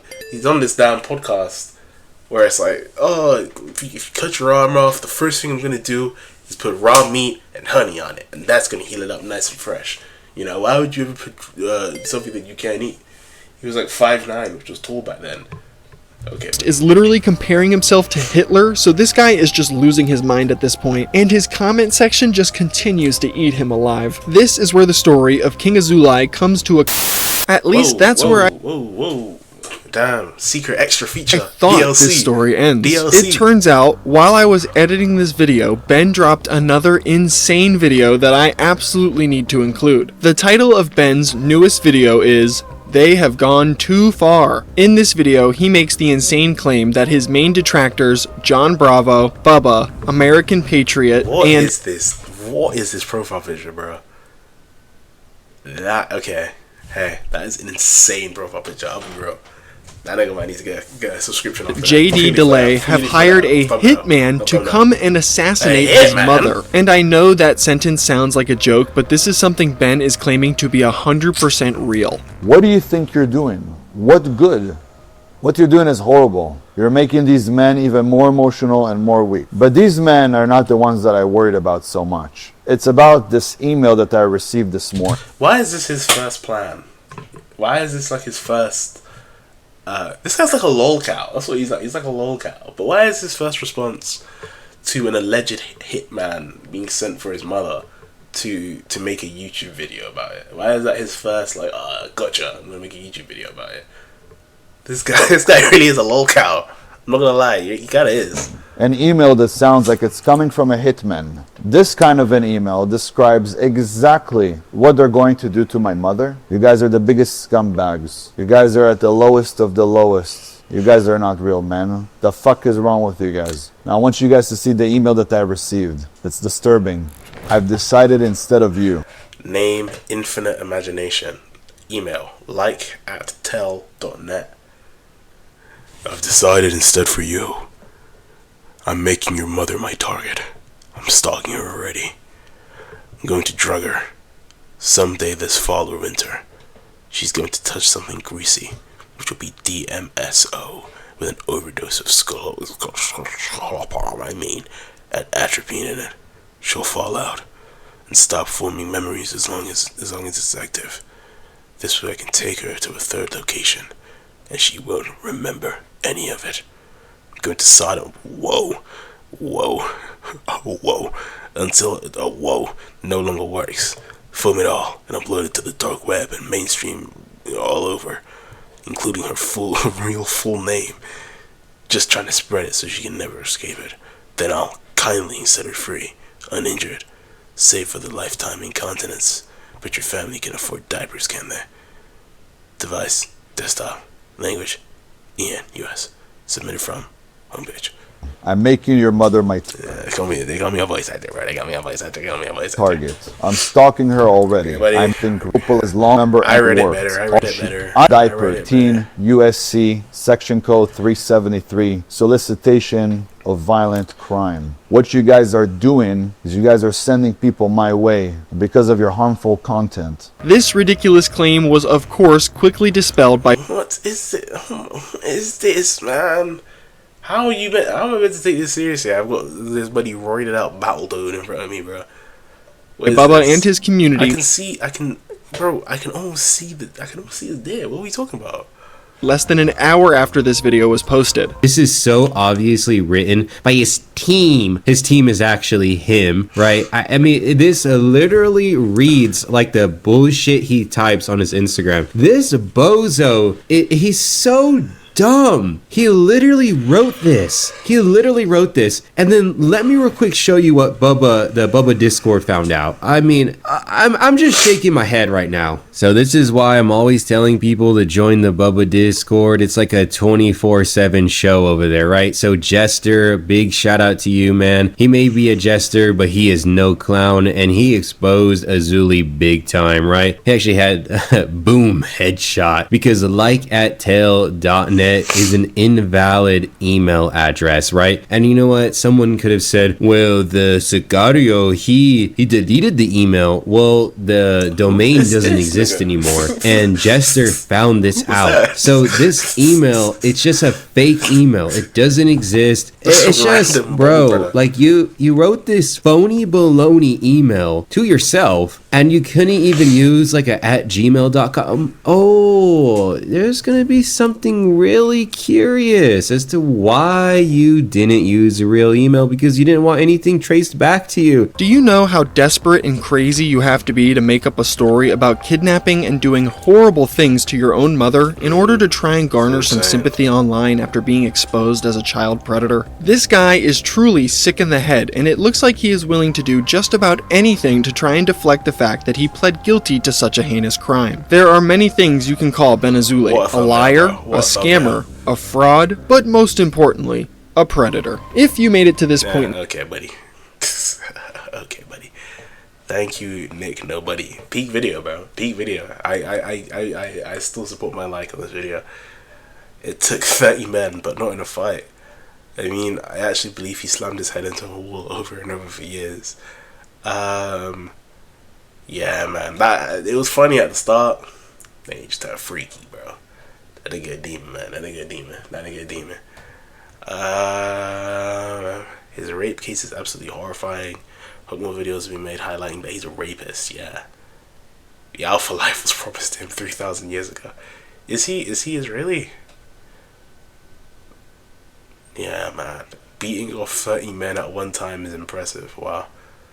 The 30 guys were probably 30 Palestinian babies. Whoa. He looks like he sells shawarma. Liver King if he was a bigger failure. Damn. Okay. Well, that was a good video. We're on to the next. The Peak of Slander by Yoki. So it came out 3 months ago. Wow. Okay. You drop a like. See if you get subscribed at the end. We'll see. Slander. The action or crime of making a false spoken statement damaging to a person's reputation. At one point this week I had a lot of downtime at work and I just finished shitting on company time, so I decided to scroll for a little bit and check out what was happening. The best thing. You have YouTube Premium. I got it specifically for the reacts because I don't want to have to deal with ads. But it's a free trial. So, hey. This is vibes. On Twitter.com. Oh no, the death battle dropped. Miles Morales versus... Oh my god. Oh my god. Now this was a proper day on Twitter, bro. Cause they set my nigga Miles up, man. They set my nigga Miles up. I fuck with Miles, bro. I fuck with Miles heavy. Why are we putting Spider-Verse Miles up against Deku, bro? What the hell are we doing, man? What the hell are we doing? But I'm not gonna lie, yeah, this video is about to be fire. This fucking Deku! On the real, I love death battles. Ever since I was a kid, I always wondered how this one was hard. This one was hard. Fights between my favorite characters would go. Goku versus Superman, Sonic versus the Flash, Joker versus Ronald McDonald, my sexuality versus my dad leaving. I used to argue about this for the love of the game. My fondest memory is having a 3-day long argument with my homeboy about whether Vegito 3 days long? This is peak unemployment. Vegeta would win. That stupid ass, ugly ass, dumb ass, bum ass, stupid ass nigga said Vegito, and I obviously went with Goat Vegeta. Real. Hey, if you a Vegeta supporter, stop watching now, please. Cut the video. This stuff doesn't matter in the long run, but it's this one was hard. Fun to talk about. Also, I was right. Death Battle imagines these fights in bombastic sequences that I sure as shit won't animate myself, with hard-hitting facts found off the first paragraph of unrelated characters' wiki pages. They also tend to lose the plot sometimes. You'll notice that some of these matchups are Amy Rose versus Ramona Flowers. I don't know what we're talking about now. Natsu versus Ace. This is an insane matchup. They just said both these niggas got fired, man. Let's put them up together. Come on. Not fucking fair. Do you not understand how much it physically hurt seeing Goku lose to that fucking Boy Scout twice? I mean, it makes sense, man. I guess, but look at this. Why did Sonic lose to fucking Mario? Don't get me started on this fuck-ass Death Battle, man. That one got me hit. Why did Shadow even fight Ryuko? Dr. Doom versus Lex? Yeah. Why is Lex... Why is Lex going blow for blow with Dr. Did Shadow even fight Ryuko? Wait, this is a real agenda right here. How is this nigga going blow for blow with Dr. Doom? That don't make no kind of sense. Versus Lex? Yeah, okay. Lex v Doom, what are we doing now? They were running out of Bayonetta was awesome. Hard. This one was hard. Yang versus Tifa was sick. Not Deadpool versus Deathstroke hard. Was fun. Why did Bardock lose to fucking J.K. Simmons? You also gotta account for the fact that what you accept is based on who you like more in these fights, and whether or not they hate anime that week. Unless it's Doom Guy versus Master Chief, chances are you aren't gonna find love for your neighbor. Just search up Death Battle Debunked and you'll find at least 2 counter videos for each death battle. How does anyone have this much time? Which brings us back here. Who on that team has beef with Miles? This gotta be racist one way or another. Have you seen what Deku can do? Oh, I couldn't even fathom this shit. Yeah, he wasn't doing this in his prime. Why Obi-Wan versus Kakashi was crazy? Who won that? I haven't seen that. Who won that? That doesn't sound like a very fair fight in the slightest. Who won that? I haven't really kept up with Death Battle too recently. I don't really watch it anymore because they be just hoeing. They be hoeing. Who won? I don't remember, but I disagree with it. Damn. Look! That sounds like a Kakashi win. Look! He's digging at him! Damn. He feels it in his stomach! Yes, Miles, you know that's my nigga. I love Miles, but he ain't doing all that, man. He ain't but doing all that. No Maybe fucking Comic Miles Miles is taking down a Comic hydrogen Miles bomb. probably, This had to have been curated for the most negative outcome possible. But the results are a mere tiffle compared to what came after. Slander, agendas, power scaling. These were the ingredients used to create the perfect. This is where we reach the Deku paradox. For those of you who don't know, the Deku paradox is some shit I made up, which is a phenomenon where I do love Kakashi though. I made him in Jump Force. No matter what the outcome is, they will be slandered regardless. I believe this is due to 2 things. First, the nature of shonen fans. There is no world where you want to see your favorite character lose any fight, canon or not. Whenever someone dares to bring your goat into the conversation, that is a debate, bro. Now this will get favorite character lose any fight, canon or not. I'm trying to get a good. Whenever someone dares to bring your goat into the this could get someone might die over this kind of this discussion. We're not having it now because we need to continue. But now this is serious. Obi-Wan beat Kakashi. Okay, bro. The conversation. What are we talking about? What are we talking about? A sworn duty to defend them to your last breath and rage bait the fuck out of your opposition. And the second reason is the My Hero fandom has a reputation for being, kissing me so suddenly. I didn't take you for a horny little slut. Why is he reading over it as well? Why am I getting both ear binaural audio? What is going on? That's just as fine since you're my horny little. This is why this guy writes the story and you don't. There's such an intrinsic pull people have to shonen and projecting onto it, whether you want your favorite character to win or kiss a girl. And it sucks to see because Deku is legitimately. My Hero was so cold, man. It still is pretty cold, but like My Hero, this was something special, man. That was something special. Hero. You know, until you can be a hero, even without powers. The man told the hopeful poor boy who was about to get powers in like a really expensive, cool fucking mech suit. And I believe hatred towards that sparked some of the most generational hating I'll ever see in this lifetime. This era where bro lost his quirk and had that fuck. I was like, God, bro, this was peak. Deku won the death battle, overwhelmingly so. The floodgates opened, and the slander pieces rolled out like nobody's business. Yeah. Deku had just beaten a street tier. All of a sudden, that was all. Bring me more street tiers! Daredevil! Black Widow! Where are you? Deku versus the Bat Family. A bully that gets bullied. So, if you don't already know, there are power scaling tiers that define what any given character can handle. Street tier means being able to level a small street. City tier can destroy a city. Continental can destroy a continent, planetary, galaxy, universal, you get it. Power scaling is so fucking ridiculous. Some of the most sweaty, unemployed young adults you can think of dedicate their lives to come up with bullshit. For what? For what? These niggas aren't real. Yeah, he solo clears deck diffs yours because he scales to outer dimensional, outerversal, multi-omniversal to the 5th power. What? The fuck am I saying? No diff, low diff, mid diff, high diff, clears, fade, solos. I feel like I've been sentenced. Hey, this is a crazy sports.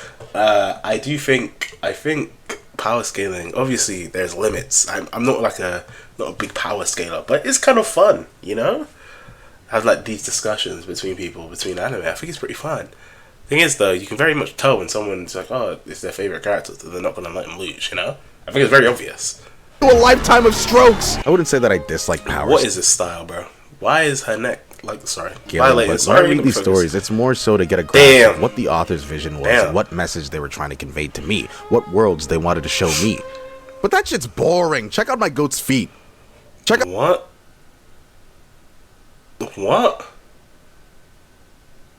Why is Con feeling it up too, bro? What it? Okay, man. This is.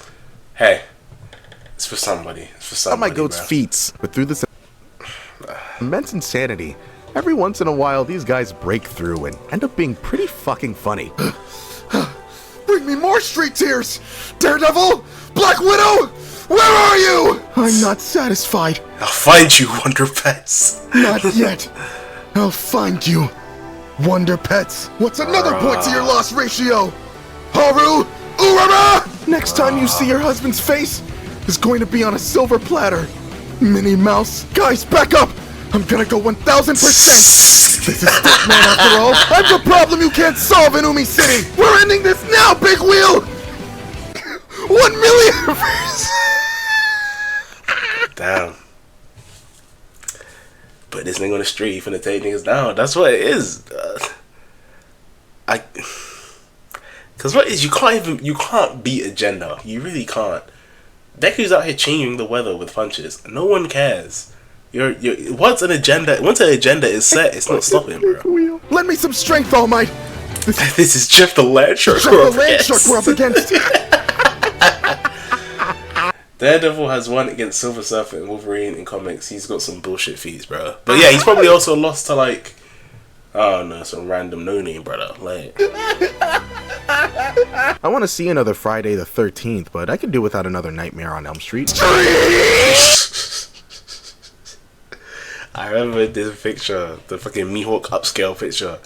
I remember when this was running rampant. Come outside. Bro. I swear we won't jump you. Midoriya walks out of the house, not scared, but smiling, for they all made a fatal mistake. True, he does all that and it gets packed up by Bullseye. That's what I'm trying to say. Like, he'll be out here boxing Silver Surfer, have trouble with Kingpin. Like, that's lucky, man. They were on his streets. Street tier. It's over, Gihan! Plus Ultra! Come back here, Marco! I'm not done! I finally found you.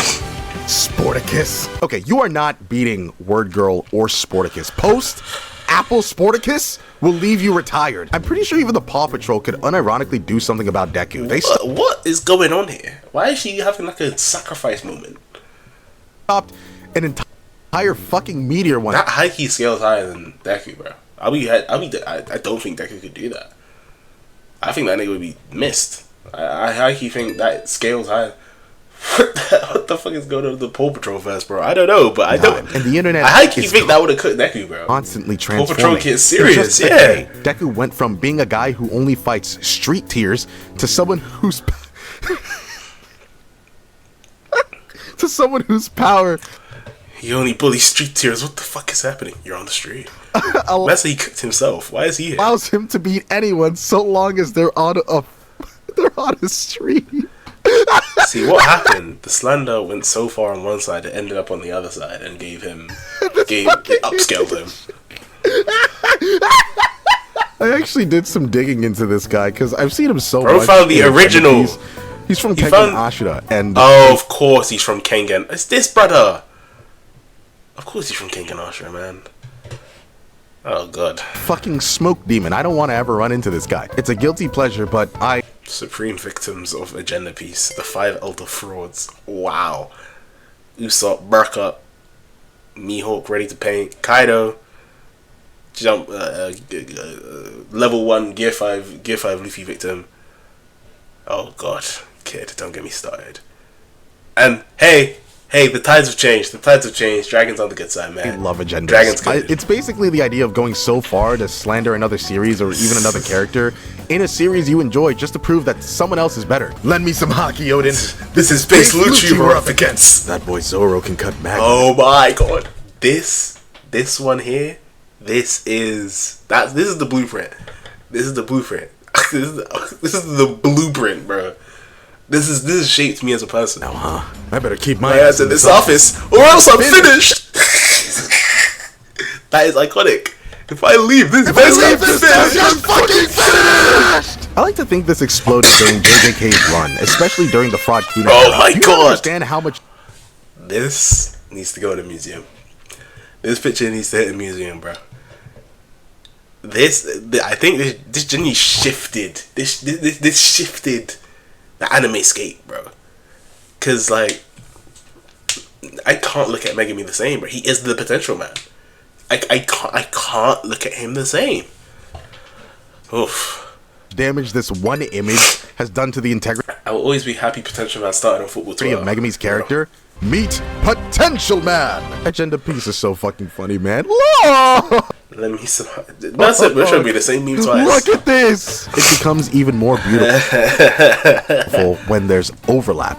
When the memes from one series is taken to another. Literally yesterday, from the day I'm right. You don't read comics because oh yeah, this one. I remember when this happened. This kid alone is more powerful than all of them combined. And it's fucking Franklin compared to Doctor Strange, Sentry, Wanda, Thor, Captain Marvel, Jean Grey. You'll not read comics because Jean Grey is essentially God, and I don't mean that lightly either. I'm begging you all to start reading the source material and stop getting your information from TikTok. Franklin Richards at his peak is nowhere near Wanda's power level. Writing this tweet was sent out to the world, which was in turn responded to. I'm crying. Who taught the comic bulbs how to power by something scale? called a barb? What I've gathered from one Google search is that a barb is someone that'll go to war. They'll die for their cause. Kind of like Stans, but instead of annoying. Dream cheater, no way innocent, guilty cheater. What the fuck was What's Keemstar doing now, bro? Does Keemstar still pull views? I don't think so. I don't know Keemstar to be pulling views. I'll be real. White kids, it's annoying what adults. In this case, it was Jean Grey. Oh my lord! Everyone started jumping. He's a freaking baby! What's going on? Woo gaga. Boy, Franklin is That boy Franklin's way is I better keep my ass in the TVA or I'm finished. I better keep my ass in the TVA. What? Keemstar hosts a podcast called LOLCal Live with two LOL. Are you being dead ass? Is that real? Am I being what's it called? Gaslit right now? Are you being dead ass?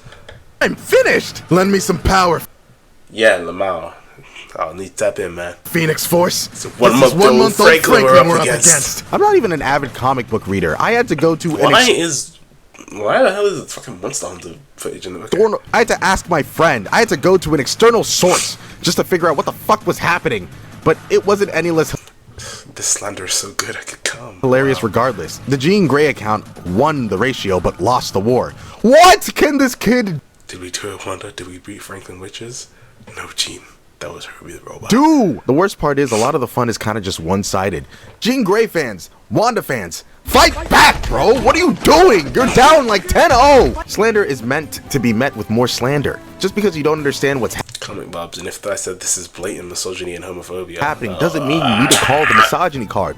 Can we please stop with the power scaling discourse already? Everyone's getting a little too excited about being misogynistic towards Gina Wanda. This is clearly not about their fact.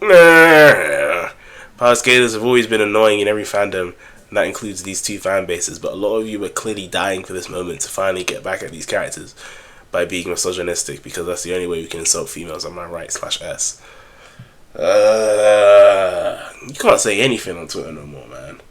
Take it as the blue sky, man. Take it as the blue sky. Come on. Culture is not your costume. Though that basically would amount to two grown-ass women jumping a baby, which is pretty fucking funny. And then I had to clock out when Street Deku got involved. Oh wow. Now this is multi-level slander right here.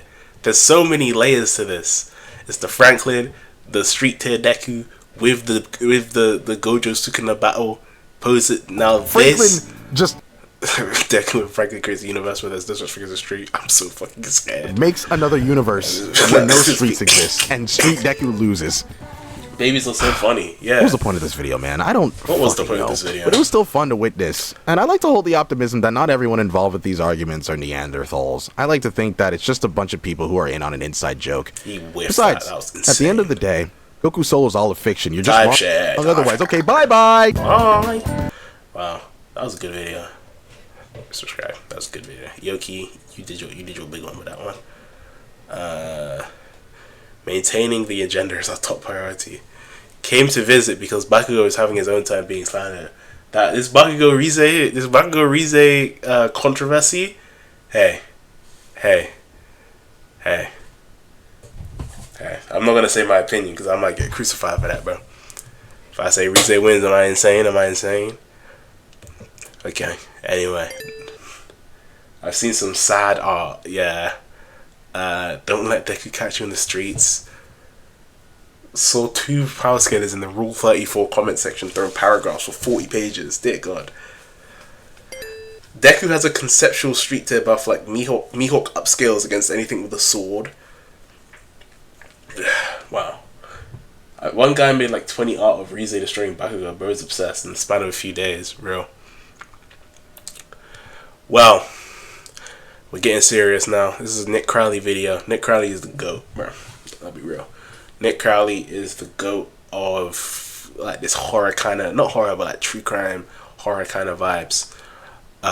Nick Crowley, YouTube's darkest videos, number 9.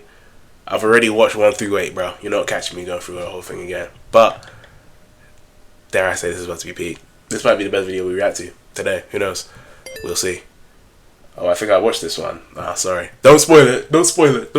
Video is sponsored by Simply Save. There's no save. See, now on, you can see a video and you'll be like, oh, Kieran, gxkudera, you should watch this one and send it through, and then I'll watch it on the next reacts. This is peak. Let me turn it down a bit. It feels kind of loud. The Wasco train encounter. On the morning of March 22nd, 2024, the Kern County Sheriff's Office was flooded with calls about an incident that had taken place near the Wasco Amtrak station in Wasco, California. The incident involved a pedestrian who was reportedly walking dangerously close to an active train track before being struck by an oncoming locomotive, a situation that authorities knew was likely unsurvivable. Police arrived at the scene shortly after 8 a.m. and were met with the bloody aftermath of the accident, as they found 48-year-old Horacio Ayala Penosa deceased on the tracks, with the force of the impact being so strong that his body was torn apart and scattered all throughout the area. I'm so dead ass, bro. Getting hit by a train. Whenever I hear stories about a nigga getting hit by a train, it's always like the most brutal aftermath ever. Like, I feel like getting hit by a train will always just like it's just everywhere. That's what it sounds like. Cause like trains go fast as hell. I feel no doubt, but you know what I mean. Like whenever you hear someone get in a train accident or something, it's always the most brutal thing you've ever heard. It's believed to have been a clear-cut. But after interviewing some of the witnesses, police learned that the man had never stepped in front of the train, and rather, he had actually been sucked underneath as a result of walking too closely, painting a clearer picture that this was all a tragic accident. Is like a pressure But as police were conducting these interviews, one strange detail kept coming up, as apparently, Horatio wasn't the only one on the tracks around the time of the incident, with there allegedly having been one other man standing nearby, a man who took off shortly after Horatio had been killed. And strangely, witnesses believe they saw the man reach down and pick something up before leaving. For the officers on the scene, finding this man became the next obvious order of business. But by this point, he had already found himself a few blocks away, where he was spotted by a group of construction workers. The group watched as the man walked towards them, appearing to hold some sort of large item in one of his hands, the same item that had been taken from the train tracks. And the closer he got, the clearer it became what exactly this thing was.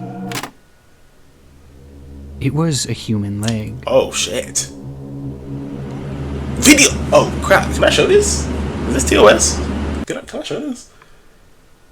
The following video was recorded by one of the construction workers at the scene. Can I show this? Is this gonna be a guy holding a leg? Can I show this? Oh my god. What do you even do? What do you do? For some inexplicable reason, when the train had dismembered Horatio, this man had run over and picked up his leg, and he was now waving that leg on the sidewalk of a nearby road, with the construction crew claiming that he had been banging it against the fence as he walked towards them, and at one point had even struck the leg against one of their machines. Upon the realization, a wave of fear washed over the group, as they were unsure what this man had done to get this leg, or what he would do next, though that was something that even the wildest... If you saw that, would you think that's real? You think he really? If I just saw a nigga walking around with a leg, I don't think it's real immediately. Like, I think if I see it start dripping blood, then I'd be like, oh shit, this is real. But if I see that, I think it's like a prop or something. I don't know. Like, I think it's like a mannequin leg or something. I didn't think my brain would immediately go, that's a dismembered leg. You know, that kind of thing. I don't think that's my first thought. Of imaginations could have never predicted. He's eating that. What the? What? Nah.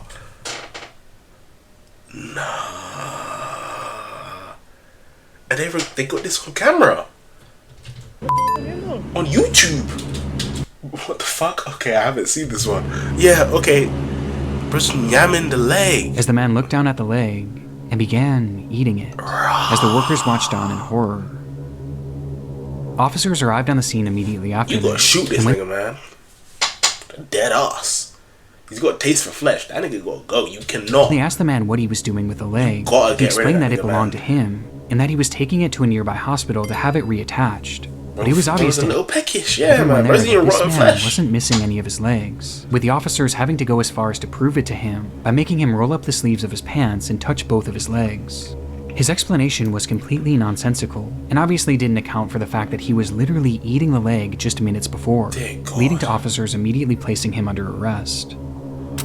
His name was Rosendo Tejas, a 27-year-old man who had been experiencing homelessness and had been living on a street near the train tracks, with police determining that he did in fact have nothing to do with the actual death of Horatio. He just so happened to be near the tracks at the time, when he would first witness the accident, and then for some unknown reason, take Horatio's leg and start eating it. It appears as though this was the result of a combination of both drugs and alcohol, as he was found carrying narcotics when he was taken into custody, and he had just been captured by security cameras purchasing alcohol at a nearby liquor store just hours before the incident. But what's so interesting about this footage is just how normal Rosendo seems. In fact, the people working there knew him quite well, as he stopped in almost daily, where he was described as being polite and ordinary, including on the day of that incident. In fact, it's said that at first the shop owners didn't believe that Rosendo could have possibly done this. But it seems that whatever substances he had taken that day had changed him. Rosendo Tejas was charged with 2 counts of removal of human remains, and 1 count of destroying or concealing evidence, as well as resisting a police officer, and was sentenced to 1 year in prison after pleading no contest. Imagine coming back from like your high and finding out you ate a nigga's leg, bro. that's gonna change it. Well, obviously it's gonna change his life. He's in prison, but you know what I mean. Like, you want the same person that you were before after you've tasted human flesh. Yeah, you aren't the same brother. You're a different man. Bringing this now. absurd case to an end. However, his unsettling behavior will forever live on in one of YouTube's darkest videos. Damn, title drop. Whoa, what's going on?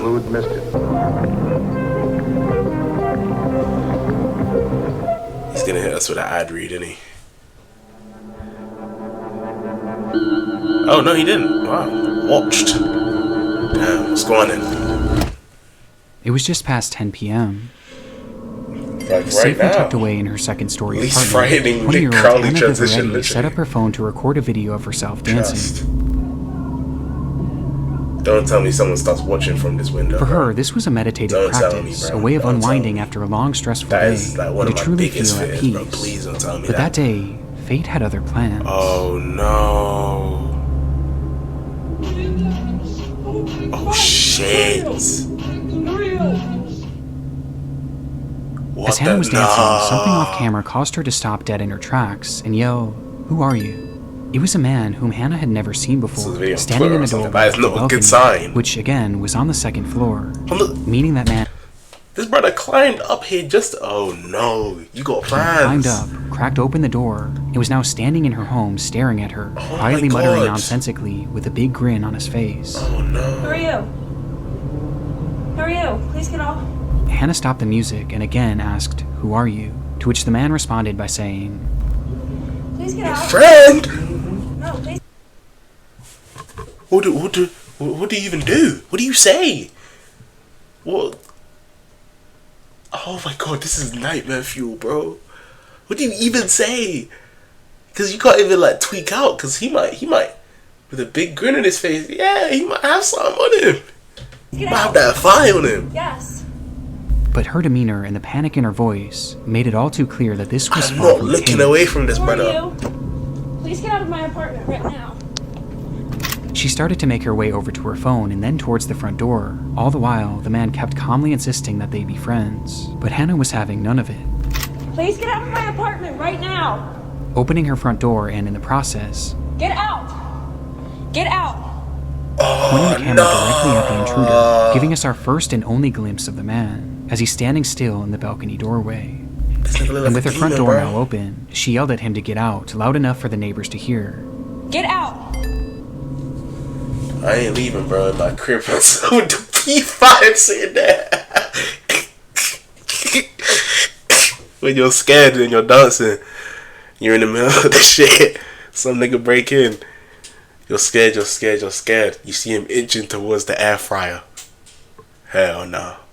Hell no. This shit ain't sweet now. This shit ain't sweet now. What? Judge Holden breaking my home, the PS5 is getting left, not gonna lie.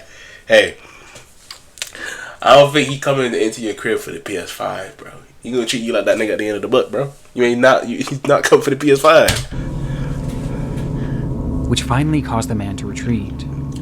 What was his plan? As it turns out, Hannah did actually know who this man was. Oh, at shit. least vaguely, as he lived in the same apartment complex. But he never actually spoke to her. He would always just stare and smile, making it apparent that he had some sort of sick interest in her. Oh, God. As for why he entered her home that night, it's fairly obvious that his intentions were incredibly sinister. What are the Hannah chances recalling that he during the caught her entire mid-dance, experience, his bro? hands That is never insane. left his hoodie pocket, making her wonder if he was holding on to some sort of he had that weapon shit that he may tucked. have been planning to use on her. Yeah, man. But thankfully, because of her swift reaction, we'll never truly know what he had planned that night. God. Days after the incident, police would arrest 36-year-old man, Angel you Moses go, bro. Rodriguez Gomez and charge him with stalking, second-degree assault, third and fourth-degree burglary, and malicious destruction of property. But surprisingly, shortly after his arrest, they allowed him to walk free on bail. Whoa. Released on bail? Yeah, I was gonna say, where did the assault come from? I guess it's just the uncomfortability, I guess. But released on bail days later? Why is this nigga walking around? What do you mean? He had 5 different charges, didn't he? He had stalking, second-degree assault, third-degree burglary, fourth-degree burglary, and malicious destruction of property. Why is he able to just bail himself out in the neck? Yeah, man. I'm not gonna lie. Given that I'd he buy lived a in the gun. same apartment complex as Hannah and clearly knew where she lived, I'd buy a this gun, decision man. was incredibly controversial, with Hannah herself stating in an interview that Right, a good lawyer. I don't Damn. think it's fair that he's walking freely right now, and I have to watch my back at every angle.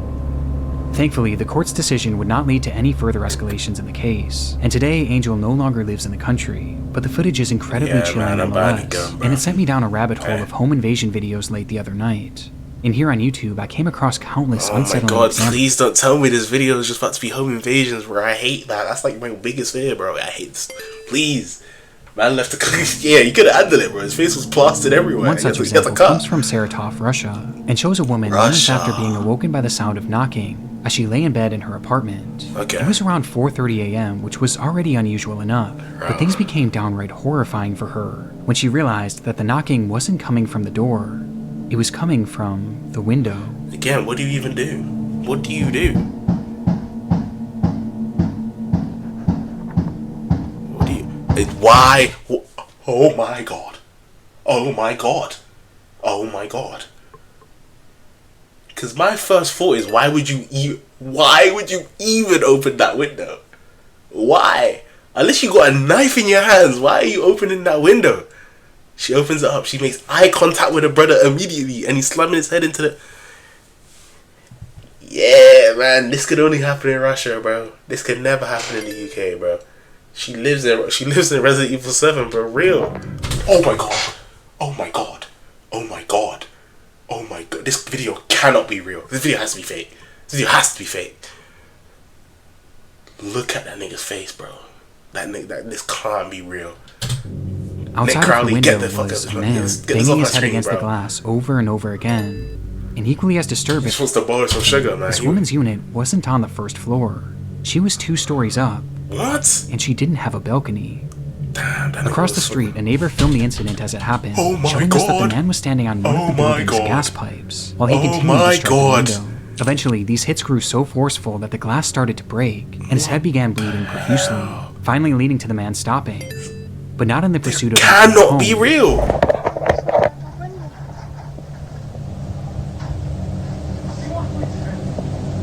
Чё? У него пена изо рта уже. Слушай, это дурачка пена изо рта, у него бешенство или чё? What do you even do? Ну, бля, попей мочи, иди отсюда уже. as he instead climbed to a different window where he attempted to peel it open with his fingers. But by this point, police had already arrived on the scene, and eventually the man will be forced down and placed under arrest. When looking for an explanation as to why this man was doing this, it appears that he was under the influence of bath salts during the ordeal. But aside from this, I couldn't find any other information about the man's identity, or whatever became of him. But I was able to find that this clip doesn't tell the entire story, as the woman behind the camera actually spoke to a local reporter and provided additional context to the ordeal, which only made the story more terrifying. At first, he knocked with his hands. Then he began to peck at me at the window with his head for an hour and a half without stopping. After that, he started shouting my name to the whole yard. He was foaming at the mouth. This stream ain't even been on for an hour and a half, really. It's a bit over, but imagine that entire time you're just banging your head into a window, bro. His whole face was covered in blood, and he shouted that he wanted to talk to me, and he needed me. With the most terrifying part of the statement being that she had no idea who this man was, or how he could have even known her name. Brother. The idea of both of these intruder videos featuring people whom the victims had never even spoken to makes them especially unsettling, as it shows that you really never know who's watching and who might be obsessing over you. But incidents like this can be equally as chilling when the intruder is someone that you do know. Mohammed Amana was a 26-year-old man living in Orafur, Sweden, and had been dating a woman named Maria. But after several run-ins with the law, Mohammed's lifestyle just became too much for her, and she eventually decided to end the relationship. This caused Mohammed to become enraged, an emotion that was only further heightened when he discovered that she was staying with a male friend of theirs. And on the 25th of May, he would show up at his doorstep and ask to speak to Maria. Inside, the male friend and Maria both refused to let him in and told him to leave, and for a moment he did, though only temporarily, as he would return minutes later, this time armed with a ladder. And noticing what he was trying to do, the homeowner began recording on his cell phone. What is his plan once he gets in? What's the plan? The man behind the camera asks, "What are you doing? Are you going to fight me?" To which Mohammed said no, he just wanted to speak to Maria.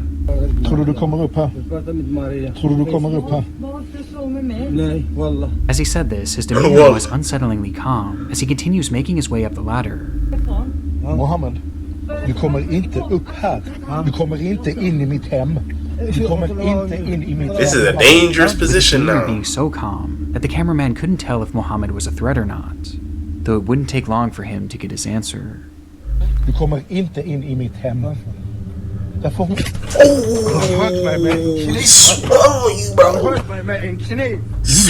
Mohammed struck the cameraman, causing him to retreat into his room, closing the sliding glass door just in time for Mohammed to step on the balcony. I'm not gonna lie, that would have slept some niggas, man. I'm not gonna lie, that probably would have slept me. That was unexpected, right haymaker. I'm surprised he didn't fall off the ladder. This nigga might be. Brandish a large kitchen. Oh! Why did we? This can get messy. This can get messy. Oh God. Oh shit. Oh nah. What do you even do? What do you do? What do you Still do? dazed by the attack, the man holding the camera retreated even further. Yeah, nah. You got stun lock, had bro. already run into the bathroom and locked the door behind her. A door that Mohammed would quickly rush over to. That is a wham knife as well, bro. Han kommer in, Maria. Mohammed, hugg du. Mohammed. I'm not negotiating with this nigga, man. You need to drop kick him like his dying light.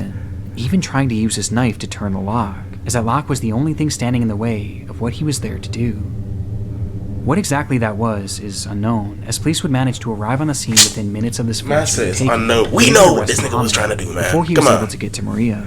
But it's clear based on the fact that he had a weapon on him and his desperate attempt to breach the house that he didn't just want to have a conversation. In the end, the man filming was left with only minor cuts. Mohammed was sentenced to 2 years in prison, as well as a 10-year ban from the country of Sweden. He posted 3 haunting videos of 3 disturbed intruders, whose true intentions will thankfully never be known. God. What's next? What's next? What's next? It's the spookiest time of the year. Ad read. Is this an ad read? Yeah, it is. I see his little face. See his little weird face. Little weird face. My Video Blog 2 by Noah Hartman, or whatever I said. Oh God. Wow. Alright, hey folks, this is Noah, getting my blog live. That seems like a nice little guy. Trucks and lots of trucks. Hey, I like him. This is the very first footage that Noah Hartman would post to YouTube. After years of having a channel, Noah finally decided to give uploading a try, posting this inaugural video to a self-titled channel on October 29th, 2015, titling it 10/29/15, video blog number 1, and introducing himself to the platform with a simple "Hello world" in the description. No, but I did want to dissect just the beginning of a sermon given by a Pastor Bill, a guy that my dad has been following, taking ideas from. This is gonna be a cult thing. It's gonna be a cult, I can tell. He and his family, 2 kids. In the video, Harpham paces throughout his home and discusses a priest named Pastor Bill, yeah, it's who gonna he be a believes cult was thing. influencing I know his it father is. and his family, and clearly not in a good way. I've been ignorant of it for a long time, so I wanted to look at it, and I challenged him just to look at 15 minutes of this sermon. Though he gives no context as to who this pastor is, only mentioning that he had been ignorant of the situation for a while, and that this video was his response after trying to expose the truth to his father.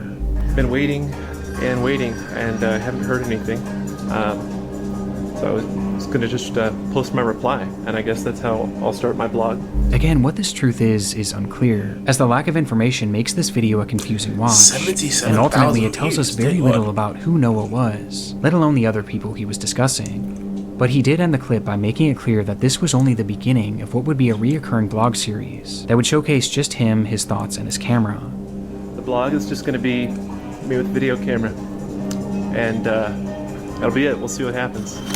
Okay, well, but before those uploads would come, Noah had pinned a website in his description that directed users to a blog post written by him that same day, titled, "Is My Dad in a Cult?" Even worse, yeah. is See? it satanic? I knew it was gonna be some coach. Throughout the writing, Harpem loosely provides additional context for his video, as he breaks down a sermon given by Pastor Bill, who is shown to be Bill Johnson, a well-known preacher from a Bethel church in Redding, California, who had garnered a large following online. And despite the sermon being over an hour long, Harpem goes through it point by point, critiquing everything that he said. And the more he typed, the more angry he got. Yeah, and the more angry he got, the more nonsensical. He ain't got time to just be commenting on every YouTube video. I'm attempting to present a case that shows the leader of this prestigious institution, along with a select group of rulers, are using mind control techniques to poison and confuse legions of useful idiots that slave away to keep the institution humming along, and that this man, Pastor Bill Johnson, and his ruling caste are using mind control to keep people imbalanced and ignorant, in a state of perpetual waiting for the material world to be defied, while they themselves are profiting immensely in this material world.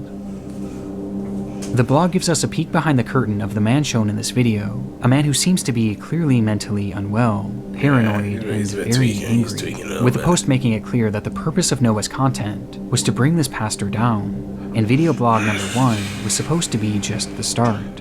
However, there would never be a video blog number 2, as just 2 days after posting this video, Noah's life would take a drastic turn. No, what did you do, man? What did you do, man? Come on. Colorado Springs 911, what's the exact location of your emergency?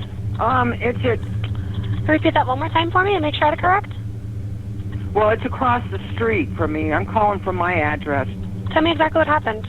Well, there was a guy walking around with like 2 cans of gasoline or something, 2 small cans, and a big, like a rifle. It was black, and it had a strap around it. He's walking up to doors and stuff.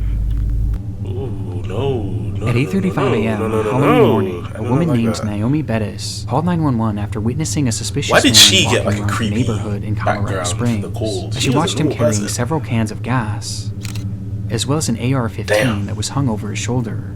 She didn't know it at the time. That's something you see in Call of Duty, man. That's a primary weapon. Noah Harpem. And then I seen that he walked into the building, and the glass window at that business is broke. And that's a business? What's the name of the business? I have no idea, but I just know it's, I don't know if it's a fake gun, BB gun, but it looks pretty scary. As the call progresses, Naomi explains that she had watched him enter a nearby business, where one of the windows appeared to have been broken. She wasn't sure if anything illegal had happened at this point, but she was convinced that Noah was up to something sinister, which based on what he had in his possession seemed to be the only logical conclusion. However, this concern wasn't felt by everyone. Okay. And you said it looked like a long gun, correct? Like a rifle? Is this going to be one of those situations where the police, it's an open carry state, so you can have a weapon with him or walking around with it. But see, and this is the problem. This is the problem. You saw what that gun looked like. Why is he allowed to just carry that around? Yeah, he's got 2 big cans of gasoline and a massive-ass gun in his back. Well, this is actually an open carry state, so it's not that bad, and it's actually technically allowed. What are we talking about now? This is America, man. It's America. Of course, having those gas cans, it does seem pretty suspicious, so we're going to keep the call going for that. Okay, and the window's broken to that business downstairs, so... Right, and you said he's now upstairs, correct? Yes. And are you or anyone else in immediate danger? No. Okay. As the operator seemingly brushed aside the incident, stating that she was only keeping the call going because the gas cans could be suspicious. However, even with that, the report still wasn't taken seriously, as the dispatcher hung up on her shortly after, before dispatching one single officer to the scene, an officer that never even made it there, as just moments later he was called off and sent to what was deemed to be a more pressing scene at the local senior center. Naomi's concerns were completely ignored, but despite this, she continued to watch out her window, waiting to see what Noah would do next. 4 minutes after her call with police ended, and 10 minutes after first reporting Noah's behavior, Naomi would dial 911 once again, only this time, her demeanor was far different. Let's hear this. I just called a few minutes ago, and the guy came back out, and he fired a gun at somebody, and he's laying on the street dead. Damn. Oh my God. You sent an ambulance too. So the police could stop this. Worst fears That's what it sounds like to me. The police she could have done frantically something told about dispatch this. that the man carrying the gun had just shot and killed someone outside of her home. Yeah, the police could have done something about Calm this. down, okay? Stay with me. I'm just putting that into the call. Is anyone in immediate danger? No, that I can see or see. No. In response, the operator bizarrely asks if anyone else is in danger, but Naomi, likely in a state of shock, answers no, before immediately realizing that Noah was heading in the direction of Platt Avenue. which was known to be a busier neighborhood. Maybe on Platt Avenue there might be people in danger. Naomi, I need the suspect's description. Do you know his They're name? way too, not nonchalant, but they're very callous. I guess they've been dealing with this, but Naomi, I'm gonna need to get a tried to relay that description. more people were likely in harm's way, only to be immediately proven right just seconds later. I think, there's people outside that might be in danger up on Platt. Oh, I just heard another gunfire. Fire. Oh my God. When she hears more gunshots, prompting the operator to once again ask, Yeah, they need to call an ambulance or something right away. I think they act chill so the person Is in the phone anyone doesn't panic even more, but still, Only people like, at least be like on Platt, nice, maybe. be kind. Alright, I am putting the paramedics to help Like- you now. Stay on the line and I'll tell you exactly what I'd panic more if the happened, 99 okay? operator. Not like panic. I'm not telling them it to was only panic, then but that like the be operator nice. would Come tell on. Naomi that police and medical You're being personnel kind were of finally mean. I being don't like dispatched to that. the Come on. scene. I'm out But here by trying this to tell you point, about the shit gun. it was far too late. Being slightly kind In the of moments mean. I don't after like that. Naomi had made her first 911 call, Noah Harpham would first attempt to light his house on fire Oh, using the shit. 2 cans of gasoline. Though this, however, failed and caused him to quickly shift his focus. Noah instead stepped outside and brandished his rifle, immediately pointing it directly at Andrew Mayers, who had been riding his bike in the neighborhood. Some And random after seeing the brother. gun, the man stopped and begged him not to shoot, to which Noah responded by pulling the trigger multiple times, Just some killing him random instantly. guy. With Andrew Myers being the man that Naomi had seen laying dead on the street. What about his whole thing From about there, the Noah satanic began cult walking and all up that? the He just street, killed some where he would random eventually guy. see 2 women sitting on the porch of a sobriety center, no. where local women went to get help with their drug and alcohol addictions. No. And upon noticing them, he immediately started shooting, striking and killing both Christina Galella and Jennifer Vasquez. Noah walked for over a mile after this before the police finally caught up with him. And when they called out for This him guy to just stop gunned walking, down 3 Noah people and the turned police and are only immediately just on him opened fire, now. leading to a massive shootout.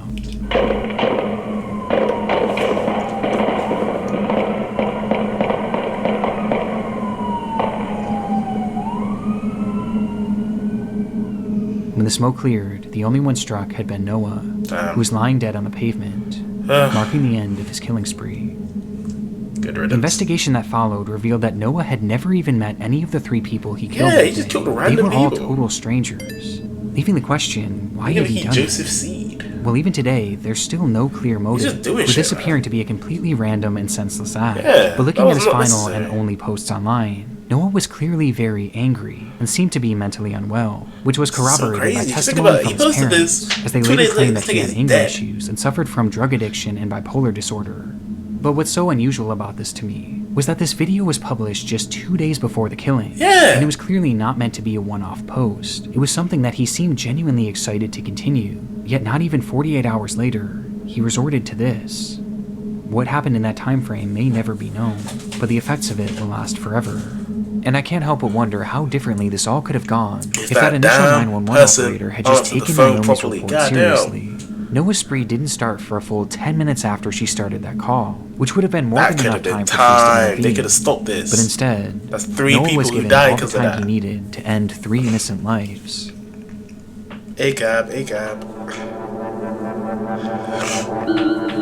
The Deogmar Ropeway. Okay. This guy finds the most It wasn't an random attraction stuff. for the faint of heart. Standing over 1,300 feet above the ground, the Deogar Ropeway was built to take tourists up and down the Trikut Mountain in Jharkhand, India. Okay. It was the tallest cableway in the entire country, India, offering an oui. unparalleled view of Deogar and the picturesque landscape around it. Because of this, videos have long since been posted on YouTube showing just how dramatic of a ride this truly is, with one such video being Yeah, so recorded it's on a April amusement 10th, thing, like 2022. a roller coaster. Is this not just transportation?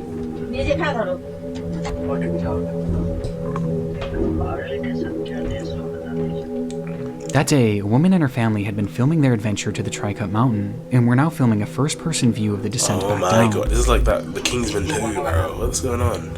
Oh my god. Oh my god. Oh my god. Oh my god. It wasn't the kind of place for anyone with a fear of heights, and the loud sounds of the car passing the if I can support hack this, towers bro, I'm only not gonna added to lie. the anxiety of the It's trip. shaking too But the group much. filming this all remained relatively There's too calm, much shaking. It's quietly not conversing to stable. I don't like themselves, this. seemingly unfazed by the spectacular height. You scared of heights? I'm not even scared of heights. But like, look at this, man.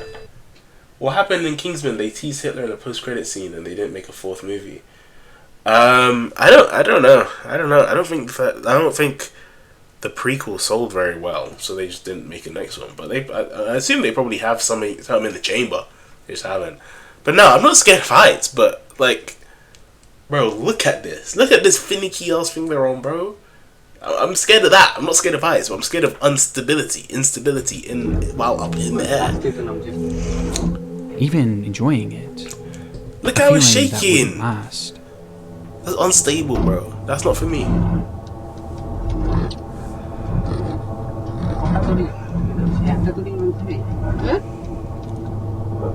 What's the thing that goes wrong? Oh my god. Okay. No. Without any warning, the car was met with a massive force, sending the occupants and the camera to the floor, causing the footage to go dark. No. In that moment, one of the ropeway's axles had dislodged, causing a failure on the pulley system, which resulted in 2 carts crashing into each other, and the rest coming to a sudden and violent halt. Okay, I thought one of them like fell. The impact I thought the was one they were on brutal. fell. But somewhat surprisingly, the footage continued. Continued?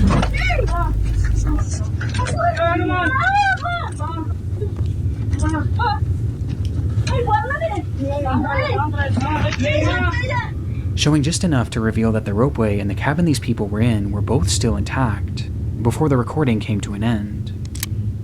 This group had survived the impact, but the nightmare was far from over. Oh shit, man.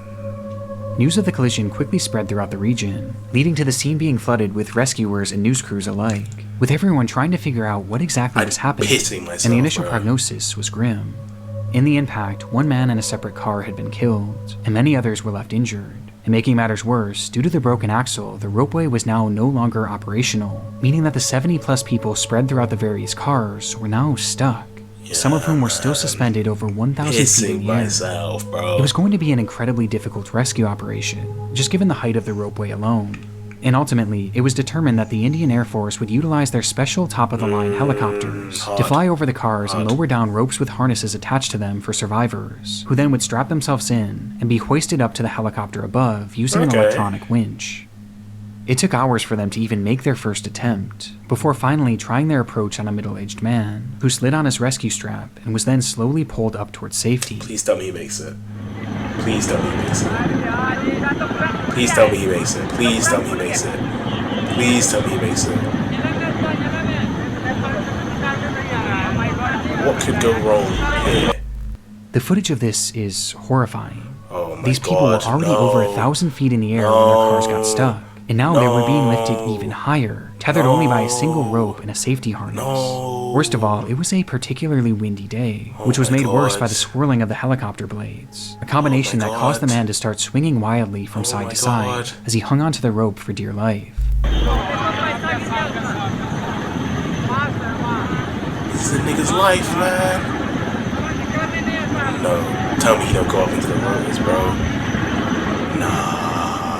It was a grueling journey up, but finally the man reached the aircraft, and with safety just a few feet away, he instinctively reached his arms above his head in an attempt to grab onto the helicopter, a decision that would have disastrous effects.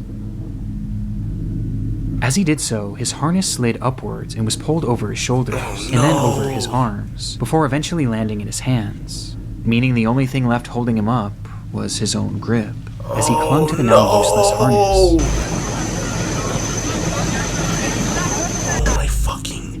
For a full minute, he dangled there, just inches away from rescue. Meanwhile, the rescue crew searched the crowd for something they could use to safely hoist him in.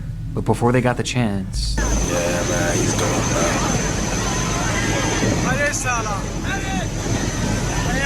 He's going The man slipped out of his harness, momentarily catching himself on the side of the helicopter itself. But by this point, his strength was gone. And seconds later, his grip would fail for good. And he's a middle-aged man as well.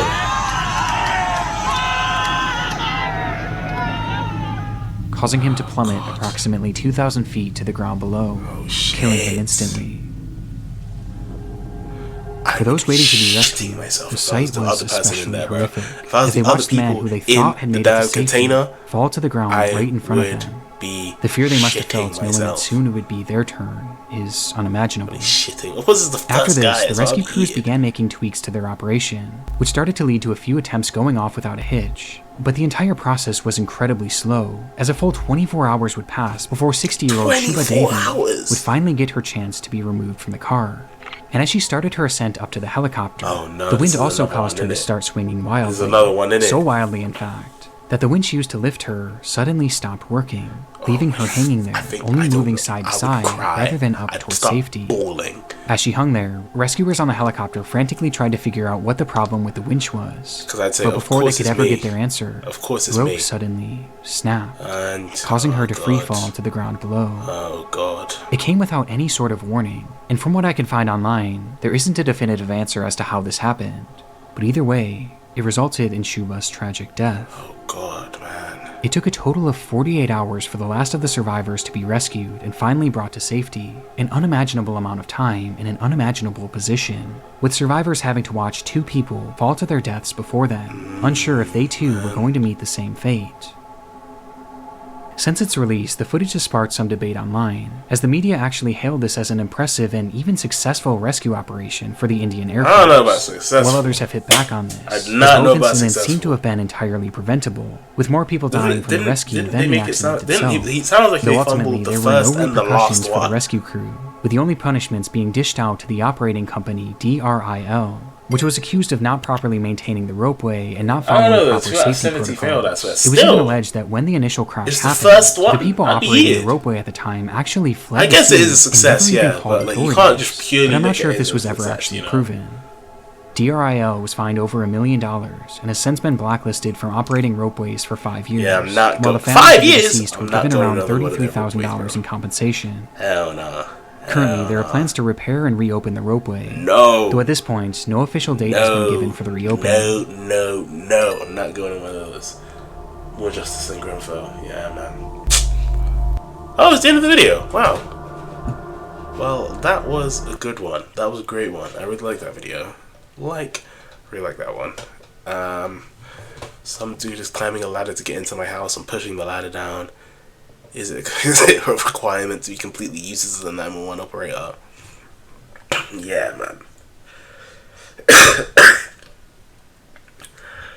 Oh god.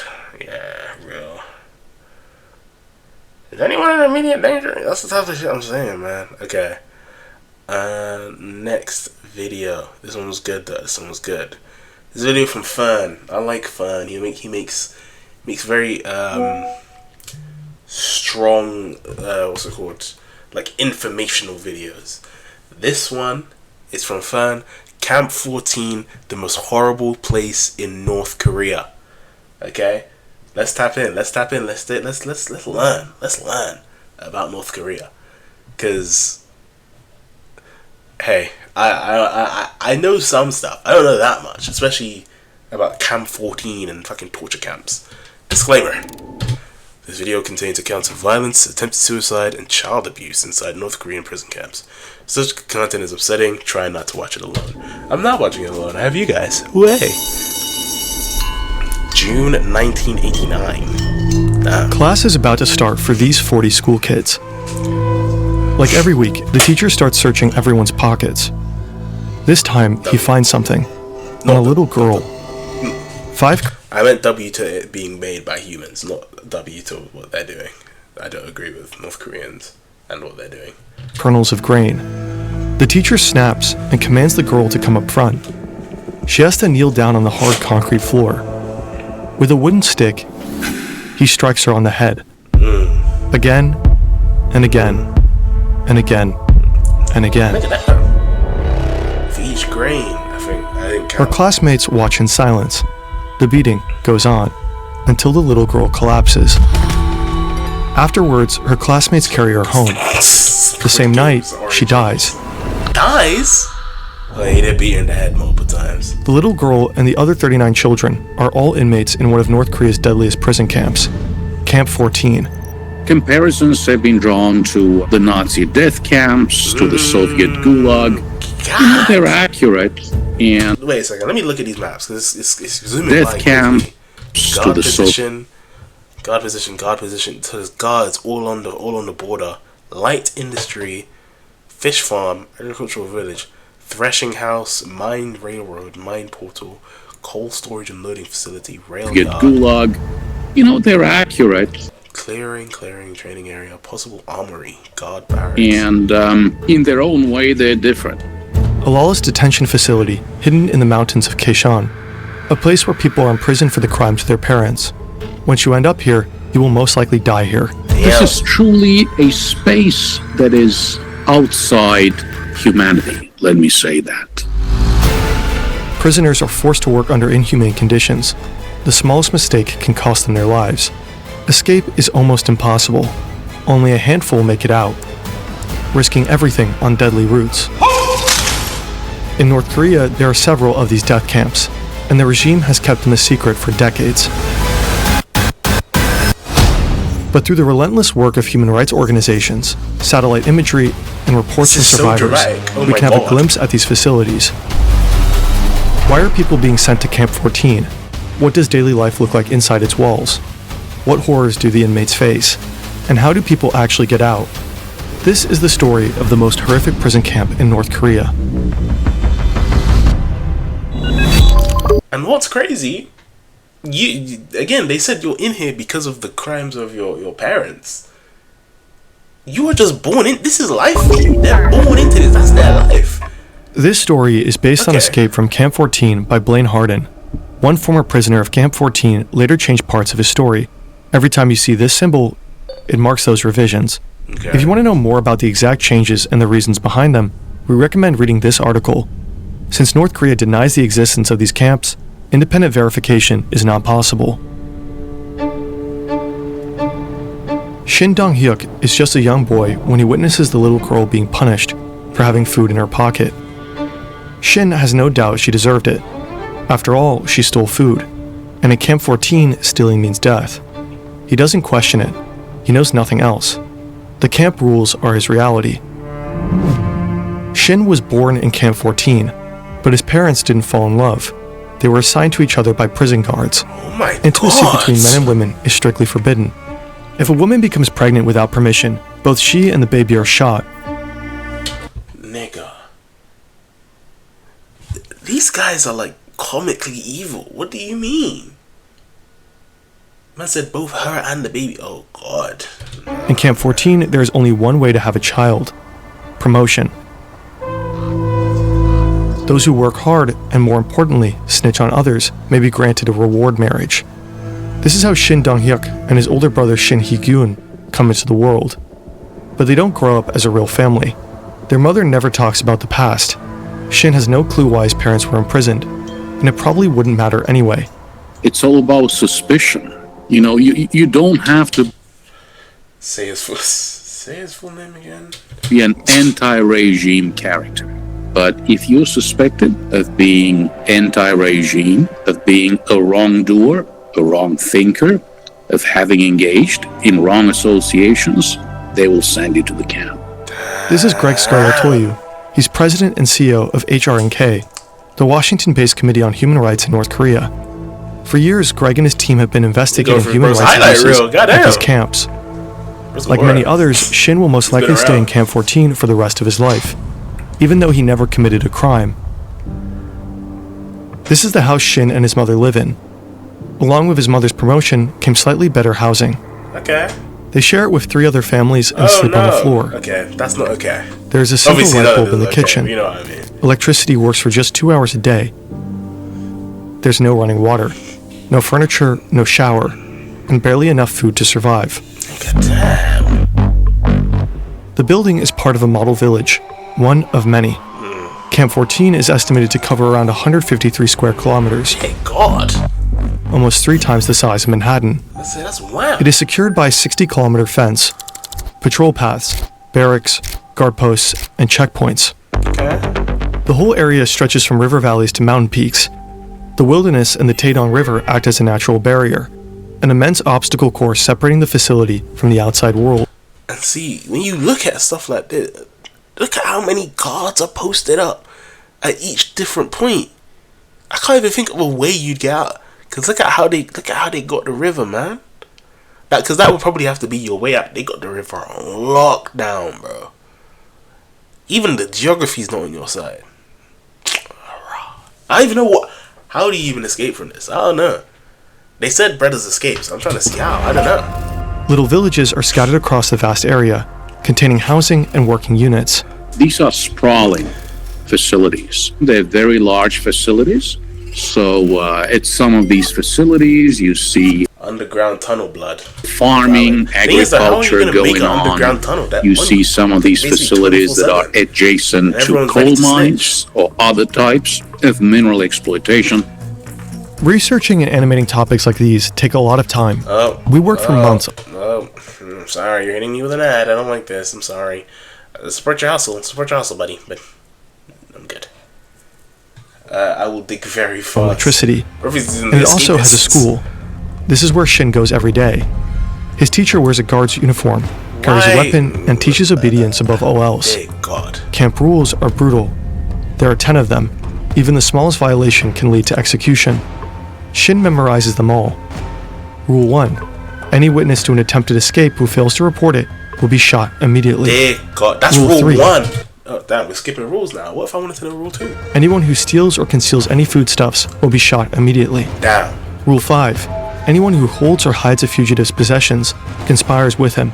Nigga, everything getting shot, bro. Anyone who breathes incorrectly is getting shot immediately. Nigga, damn. Fails to report him will be shot Can't do shit immediately. in Camp 14. The guards enforce the rules without mercy. 내가 총을 꾸려서 뭐 쏘거나 해도 What the? We got North Korean King Von here. Why is he doing the interview? Why is he allowed to give this interview? You're a villain. You're a demon. 뭐 가책을 느끼지 않았어요. 일반적으로 우리는 그때 써도 나라를 지키기 위해서 내가 한 일이기 때문에 그 수용소에는 들어오게 되면 사람이 아니에요. 사람이 아니고 내 마음대로 해도 돼요. 그 안에 사람은 그 자리에서 죽이겠으면 죽이고 살리겠으면 살리고 하는 건 내 마음에 뭐 설명해 주세요. Oh God, that's got to change as a person, bro. Having that like moral dilemma of do I kill or do I not? And this guy's life is up to me. There's a reason he was grinning at the end of that little section when he was talking. He's reliving that moment. He's gassed. He's happy that he had that kind of power over a person. That's crazy. Because they don't see them as people. They see them as lesser. You know what I mean? Like that's a dynamic that will shift your brain chemistry. You won't be the same person after that. Across North Korea, there are different types of detention facilities. The worst of them are called Kwanliso. Camp 14 is one of them. It's also called a total control zone. People never get out of those. They just waste away. They get killed by this vicious cycle of malnutrition and forced labor. Shin's mother has to work the rice fields, 10 to 15 hours of hard labor every day. If she meets her quota, she receives food, just enough to survive the night and make it through the next day. North Korea is all about production targets. If you don't meet them, and probably you will not meet them, you'll get less food, more work, less food, more work, and that's how you waste away and die. That's, the truly tragic story at these camps. From the moment Shin starts school, his life is split between the classroom and hard labor in the coal mine. In the coal mine? I thought he would be on the farm. What do you mean? The children yearn for the mines, allegedly. I guess they're small, they can fit into the tight spaces, but I thought he'd be on the farm or something. Are made worse by a constant gnawing hunger. Before school, Shin often eats his mother's portion while she's still out in the fields. She beats him for it, but he does it anyway. To him, she's not a source of love or care. She's a rival in the fight for every meager scrap of... Oh my God. That when someone says something that changes your perception of the whole thing? Obviously, I understand. Man said she's not his mom. She's a rival in survival. Oh. Hey, that was hard. Food. This is Shin's meal, served 3 times a day for his entire prison life. If he makes a mistake, his portion is cut in half as punishment. Sometimes he and the other inmates catch rats. the only source of meat in Camp 14. For Shin, this isn't as much as a nightmare. It's normal life. He has never seen the world beyond the barbed wire. Unlike this man. Kim Young, getting all these different perspectives. This is like a movie, bro. Kim Young is in his mid-40s when he's brought to Camp 14. Mid-40? I'm killing myself, bro. Killing myself. If I made it to 40 years old in North Korea, that means I'm doing something well. If I make it to 40 years old and then they put me into Camp 14, next slip, bro. I'm cooked. I'm not Knows the world outside very well. In fact, he was a high-ranking military officer and vice president of a state-owned company. In his former life, he enjoyed culture, a chauffeur, and all the benefits of being a government employee. Now he's also forced to work in the coal mines. Kim didn't break any laws to get here. His parents did. In North Korea, this form of collective punishment is called yunjoje, guilt by association. Up to 3 generations can be punished for crimes of family members. When Kim was a child, his father and brother were accused of spying for the United States, enough to execute them. Wow. After that, Kim was brought to an orphanage under a new name. It took more than 40 years until someone found out about his true heritage. Oh, someone snaked him. This is juicy. Even Kim himself This isn't juicy, this is someone's life, you know what I mean? This is wasn't aware of the supposed crimes his family allegedly committed. There's absolutely no judicial process. This is extrajudicial punishment. This nigga's lips dry as hell, bro. Seeing him on screen just made me think about licking my lips. Absolutely no judicial. That nigga's lips dry as hell. Tell me I'm wrong. I saw that nigga's lip. I was like, let me lick my lips real quick. His lips dry process. dry as a This is bitch. extrajudicial punishment. They'll just, take you away in the middle of the night, together with your family members. You just disappear. That's how it goes. 개나제 잡아가는 건 없어요. 다 밤에 그냥 원래 그냥 어느 순간에 These niggas demons, man. You saw man's lips and licked your own. Diddy. 와서 싹 다 쓸어 I have to ban the 가고 word Diddy in my chat. 정치범 수용소에 가서도 그 가족들은 우리가 뭘 잘못해서 왔는지 그걸 모른다는 거죠. Fear is the most powerful tool for prison I'm 20. Why am I saying guards to keep inmates in line. What a Diddy blood. During Kim's time in Camp 14, a total of 25 inmates are executed. One day, he witnesses a fellow prisoner being killed for collecting chestnuts that had fallen from a tree. Really can't do Kim shit. spends most of his days underground. Hours and hours of endless work with no sunlight and no mercy. Kim struggles. He's never faced labor like this before. Mistakes are inevitable, and every one of them is met with the punishment of a guard who never leaves his side. One day, a guard strikes Kim with the butt of his gun till he falls unconscious. For the next 2 days, he only receives half his meals. After more than 2 months of living like this in Camp 14, Kim decides to end it. Following a long day of work, he steps into the elevator of a mining shaft. The metal cage ascends until it reaches a height of around 2,000 feet. He pulls the safety pin, and the elevator falls. I said I would do the exact same thing. Hey. But Kim survives, Oh no. and the vicious cycle goes on. When Shin is about 6 or 7, the camp's borders shift. His village is merged into the neighboring Camp 18, just across the river. It's said to be slightly less brutal than Camp 14, but for Shin, life hardly changes at all. Shin is 15 and has moved out from his mother's home. He now lives with his father. I'm not even clocking them. We're out here talking about serious subjects. I just look at my chat and see 6 or 7? No, log in. One day, a teacher allows Shin to spend the night at his mother's house, a reward for good behavior. When he arrives, another guest awaits. It's his brother, Shin Hee-gyun. Oh my god. Why he danced him at the door like that? Why he... Brother. It's like a Tachi and Sasuke. What's going on? He's gonna try to take his Mangekyo. What's going on? The 21-year-old works at the prison cement factory, a couple of miles away. Shin doesn't like him at all. Oh. In the middle of the night, Shin wakes up from his sleep. He hears voices from the kitchen. His brother is talking about escape. His mother seems Oh my god. Does he snitch? Does he not? That's the question. to support him. Shin's first instinct, he has to report this. He goes to a nearby dorm room and wakes a friend to ask for advice. The friend urges Shin to tell the guards. Because now, when you tell someone, now you're bringing them in as an accomplice, so they will have to tell you to go do it. Because if you don't do it, then he will be like, oh, you told me to do it and you didn't do it. And So now your whole family getting cooked. You can't be too trusting in Camp 14. They go to the school's night guard on duty and report the escape plot. Shin also signs a false police statement, claiming he saw his mother and brother commit murder. This piece of evidence ultimately leads to an execution order. This nigga snitched on his own mom and brother. Hey, I guess the soup is thicker than blood, bro. I guess, I don't know. The guards take Shin to an execution site next to the Taedong River. A crowd has gathered to watch. They drag out his mother and his brother. They're killed in front of Shin's eyes.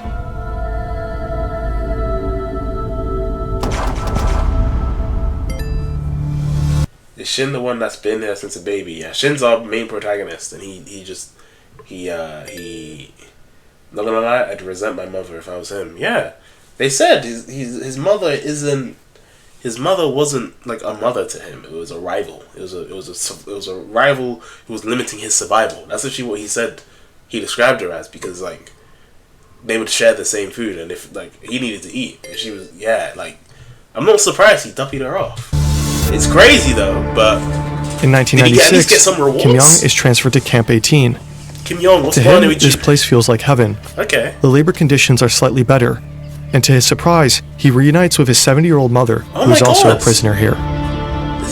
But the violence and abuse don't stop. No, it's not. Okay. One day, he has to witness how guards beat up his mother and force her to do manual labor. His mother is certain they will both die in the camp. Even though it means risking his life, she urges Kim to leave her behind and escape. Kim Young, lock in. Let's go, Kim Young. Escaping from a North Korean death camp is almost impossible. Yeah, I'm looking, bro. I don't even know. Like, there's mountains there's literally mountains on every single side, and then the actual river where you could escape is covered in people. You know, these are highly protected facilities. You're talking barbed wire, walls, armed guards, Because also, well, Kim Young, he can escape because he knows what it's like on the outside. Say your buddy, what's his name, Sung. He's cooked because he only knows inside. Protecting lines of fire. Talking machine guns. Very, very difficult to escape. And it's difficult to escape a detention facility in any civilized country. Imagine North Korea. Kim Young quietly studies his surroundings. He observes, waits, and starts thinking. Damn. He lays out multiple escape plans, but none of them seem doable to him. Another hard day of work. The prisoners are loading coal onto a train. Suddenly, they spot something. Grain scattered across the bottom of a train car. It must have transported food before. That's loot. The scene explodes into chaos. Prisoners drop everything, desperately looking for the tiniest speck of food. The guards start shouting, but no one listens. Kim discovers a narrow space beneath a metal panel on the floor of a coal wagon. He squeezes inside, and as the train rumbles out of Camp 18, he rides with it. Oh my god! I just saw in chat, would you try and create an escape plan? I think I've said it already. I would try and kill myself. Kim Young already tried to kill himself too. I'm not doing all this. If I was born there, then I would just live my life because I wouldn't know anything else. But if I went there when I was 40 years old, I've lived enough life. I'm good. It's fine to wrap it up there. But yeah, man, the hidden compartment. Hours later, the train reaches Go-On station at around 4 a.m. How does he get out? We don't know exactly how, but Kim manages to crawl out of his hideout and disappears into the night. W, bro, he's out of there. Kim successfully escaped Camp 18, but his path to freedom is still very long. Yeah, you gotta go through the rest of After North finding Korea. a worker's uniform, he changes clothes and starts a treacherous journey that will take him many months through China and Mongolia to South Korea, where he'll eventually seek asylum. Escaping a prison is one thing. Escaping the country is another. We made a whole video on how to escape North Korea. Link is in the I description. think I've watched that one already, but Shin also manages to escape from Camp 18 twice. Both times by crawling under a fence. Both times he's recaptured. After his second attempt, Shin is sent back to Camp 14 and is thrown into a special detention center. A place with only one purpose. Torture. Oh, Shin, you ain't. I still have the Shin's scars alive. of my torture and the burn. Oh yeah, he's the one who wrote the book. I was about to say, he's still alive. Yeah, he's the one who wrote the book. Let's look at him. Look at my arms. My arms aren't normal. Oh my god! Nah. This nigga's disfigured, bro. Not. Whoa. I wasn't expecting. You know when you see something Bent you're like, oh, and this is real. deformed. This is real. Before I was tortured, my arms were straight. Look at that. When I was tortured, my arms were tied up with a rope They got Harker and Batman to do the torture. Damn, bro. pulled backwards. That made them more and more bent. They just fucked those I'm arms up for filled with life. anger when I stand in front of the mirror and look at my body after a shower.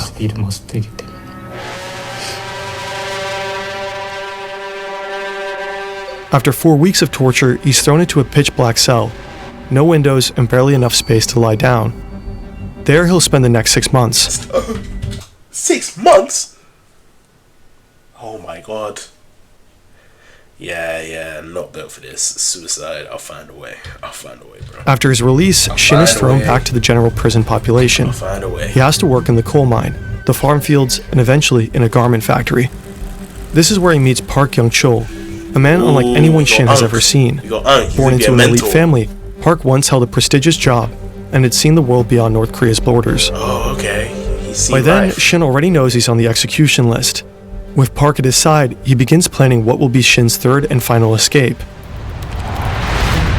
2005. Damn. Shin and Park are assigned to do some woodwork up in the mountains, along with some prisoners. They're chopping wood near the outer fence.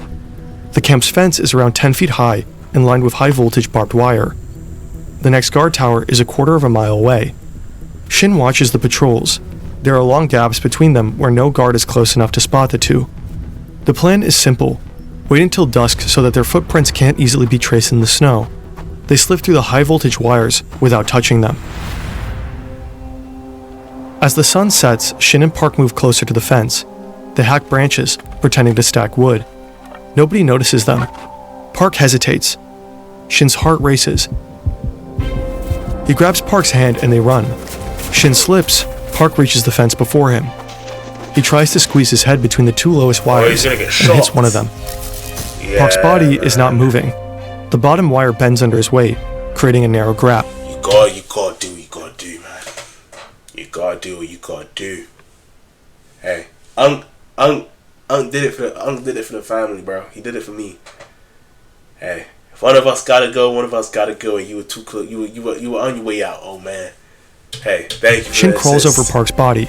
He's almost past the fence when his legs slip, hitting one of the wires. Oh shit. The voltage tears through him. His pants char. His skin burns from ankle to knee. Oh fuck. But somehow he makes it through. Oh shit. Where's him? Park's body lies dead on the fence. Shin runs without looking back for 2 hours straight until he realizes that he made it. He manages to cross the river to China, and after a journey of almost 2 years, he finally reaches South Korea. W.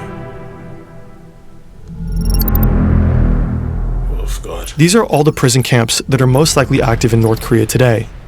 According to Greg Scarlatoiu, the camps are changing, and not for the better. Oh shit. Camps near the border have reportedly been moved further inland, likely to make escape even harder. And some new internal perimeters have appeared, possibly to isolate high-value prisoners. The third development, in terms of infrastructure, evolution and development, has been the creation of watchtowers and what appears to be intersecting lines of fire around the camps. They would be meant to basically exterminate those who attempt to leave those camps. For some camps, evidence is even scarcer. There's one camp that we know very little about, and that's Camp 16, 1-6. That's very close to the Punggye nuclear testing facility. Oh my god. And I have spoken. They're creating soups, bro. They're doing some shit with compound V and radiation or some shit. Oh my god.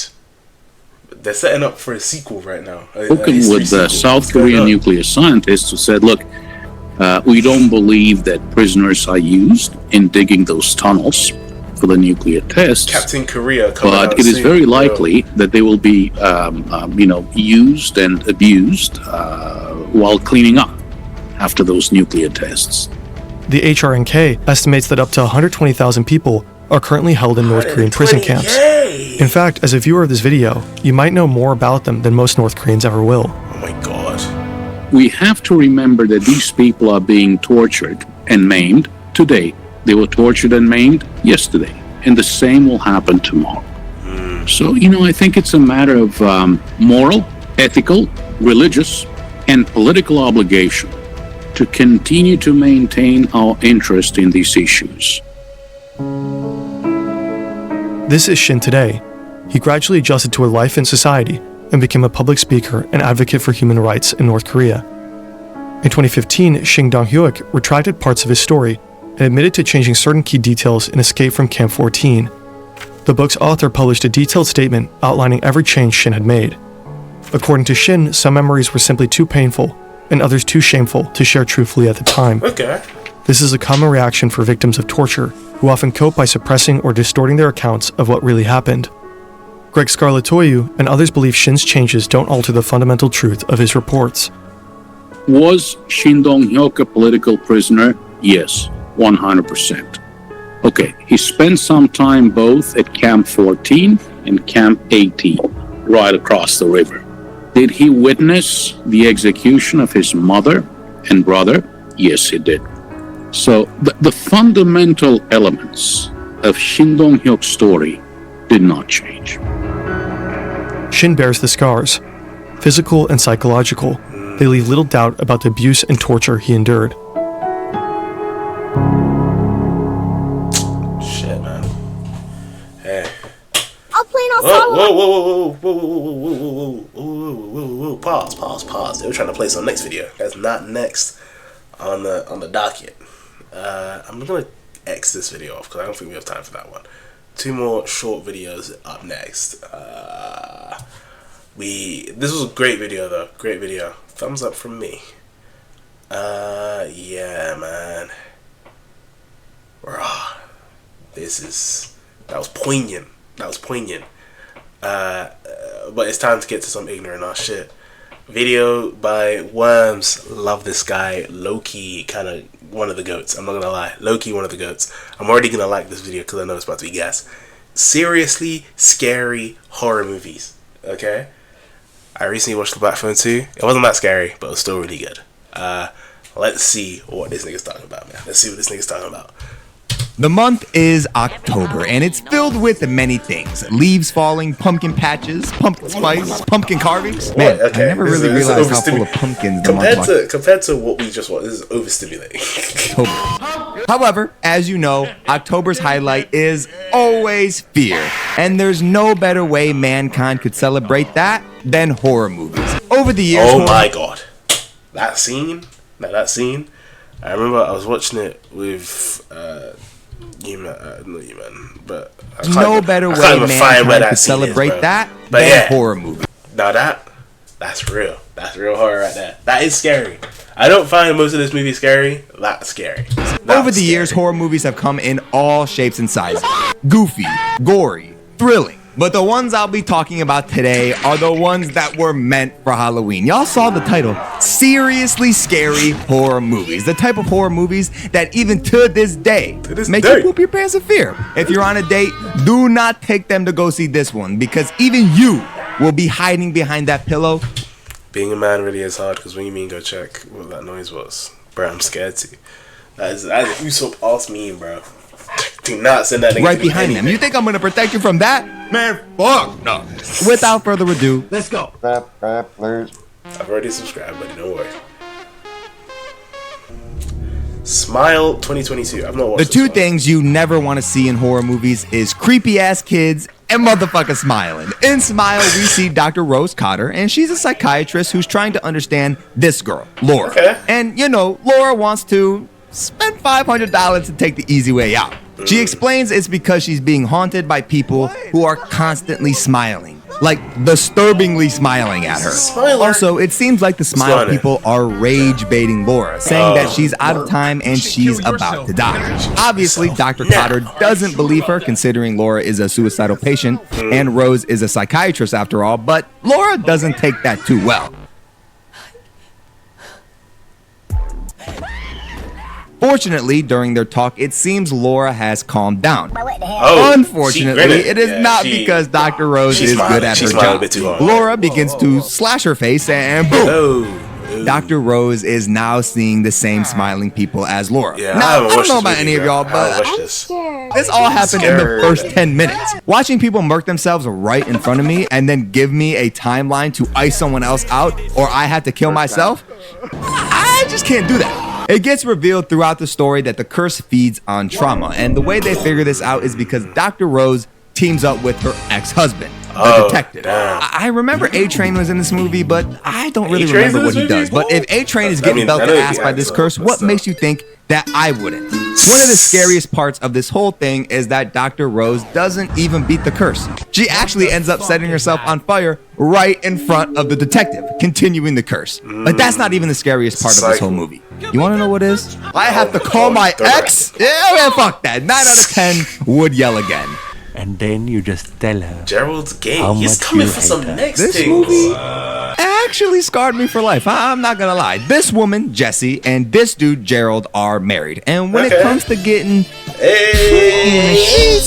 they're lacking. So to try to rekindle their spark in their relationship, they decide to venture to an isolated lake house. I'm talking handcuffs. I'm talking dirty talk. I'm talking the whole 9 yards. But over the course of this, Jessie is like, hey. This causes Gerald and Jessie to get into yet another heated argument. But it even gets worse because this argument causes Gerald to die right in front of This bro died from that is insane. I don't know if that clip was from the movie. It even gets worse because this argument causes Gerald to die. That is insane. Insane. Right in front of Jessie, who is stuck in the handcuffs. No key, no food, no water, completely alone. It only gets worse as a stray dog starts feasting on Gerald's body right in front of her. But it's not over because, of course, she starts to hallucinate her dead husband, who actually just starts rage baiting her from the afterlife. Alongside her rage-baiting dead husband, we see all of the awful things that have happened to Jessie in her life. But that's not the worst of it, because as nightfall approaches, sounds very scary. I'm just gonna let you guys watch this one. Oh no. Oh shit. What the fuck was that? Seeing that pumps Jessie into overdrive, and she ends up slicing and dicing her own wrist to get out of those cuffs. Later at the end of the movie, it's revealed that that lanky, bald, slender man-looking motherfucker was not a hallucination, and it was actually a real serial killer standing in the room with her. 10 out of 10 would scream again. Sinister 2012. I've not watched Now, I any of said these earlier movies. that creepy-ass kids and smiling demons are the two things you do not want to see in a horror movie. Well, since Smile did the second one, obviously Sinister does the first, and it does it well. Ethan Hawkeye is a true crime one-hit wonder writer in this movie, and he's looking for his next big break. So, obviously, this dude moves into the house of a family that was murdered back in the day, and he does not tell his family this information. Classic dumbass decision, but I digress. Sinister starts off pretty tame in the beginning, just some odd noises and maybe some stuff in the background. However, it all changes when Ethan Hawke discovers a box in the attic full of tapes. These tapes are old home movies with innocent names like Family Hanging Out or Barbecue 79. Now let me tell you something. These shits are not family friendly. About halfway through all of them bitches, it changes into raw footage of the whole fam getting clipped and shit. Getting hung, burning alive, drowning, and the absolute worst of them all. What's going on? Oh my god. This jump scare is one of the only jump scares to truly get me in my years of watching horror movies. When I tell you I was this close to the screen, it caught me so off guard the first time watching it. After watching the tapes, everything starts to go downhill pretty quick, man. The son starts having night terrors, the daughter starts painting disturbing images on the wall, and an occult expert tells them that they are being hunted by a pagan deity named Bagul. So Ethan Hawke decides to cut his losses, say fuck this book, and GTFO from that house. Unfortunately, that's exactly what Bagul wants him to do. It's a little too late, and in a twist, it reveals that Bagul possesses the youngest of the family to kill everyone like the other kids from the evil tapes. 8 out of 10 would shriek again. It's gone, man. Hereditary.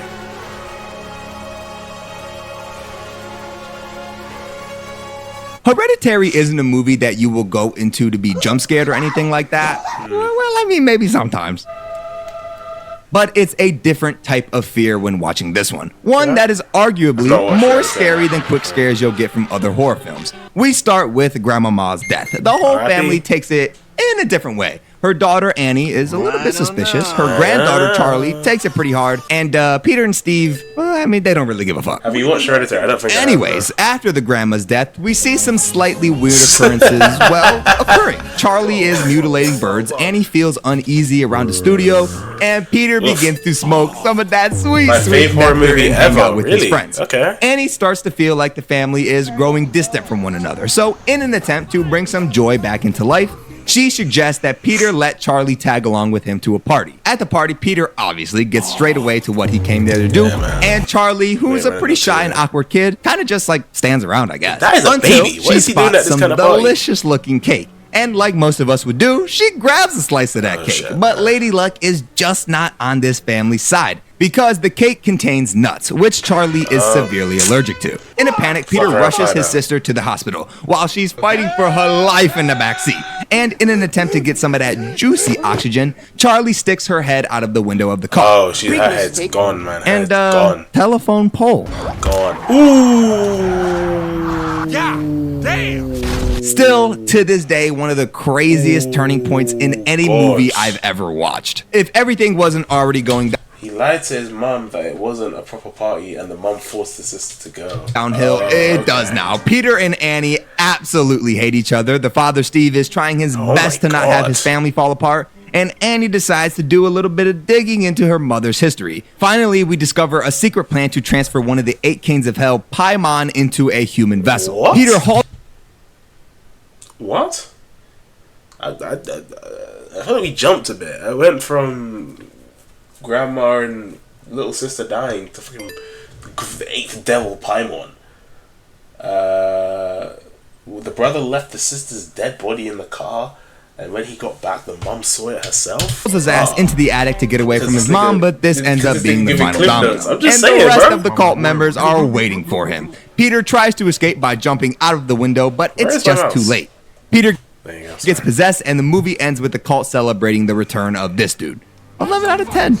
I'm scared. I hope you enjoyed the video. Let me know in the comments like what horror 40 movies you minutes. find Hey, I'm genuinely just saying, scary, bro. and what else you'd like me to talk about. I'll see you guys in the next video. WVD by Worms. I love Worms. Worms. My God. Final video. Kid Nerd.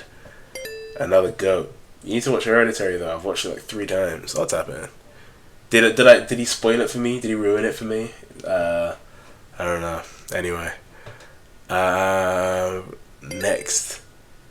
Next video.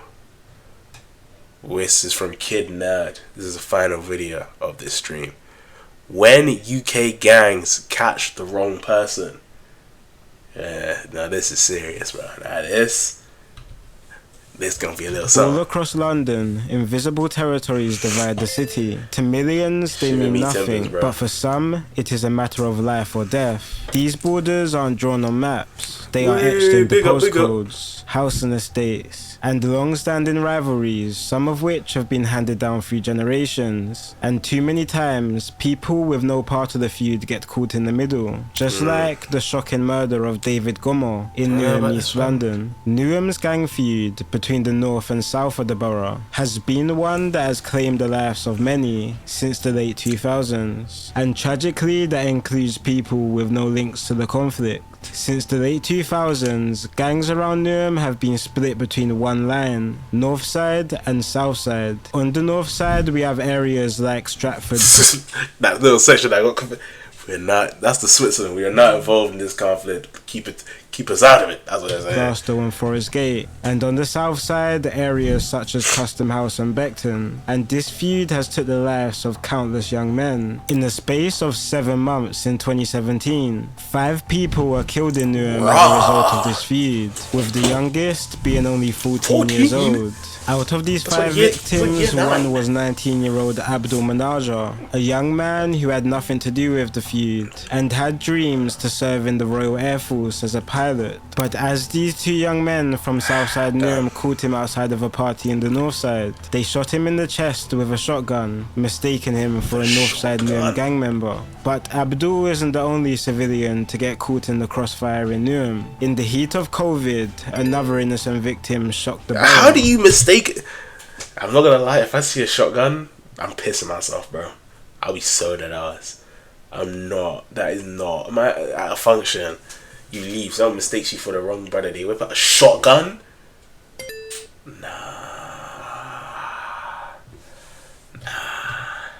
Raps. It's raps, bro. It's raps.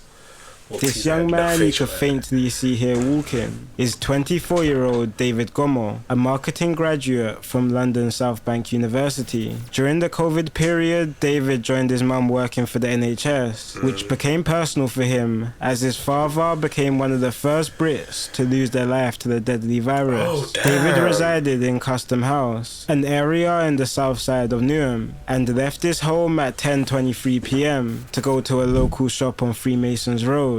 Now, Freemasons Road is considered the frontline street of the Custom House gang. Over the years, it has been the scene of countless attacks, most notably the 2017 murder of Ahmed Jar, whose younger brother would also be killed just 1 minute away from where he was. 1 minute away? But for David, who had no involvement in the feud, this was just a normal late night walk to the shops, until this car pulled up. A stolen silver Dodge Caliber full of Northside Newham gang members, who just shortly before the CCTV was captured chasing an unidentified man who managed to get away. As the people inside the car noticed David, they jump out with no questions asked, causing David to run for his life. Whoa.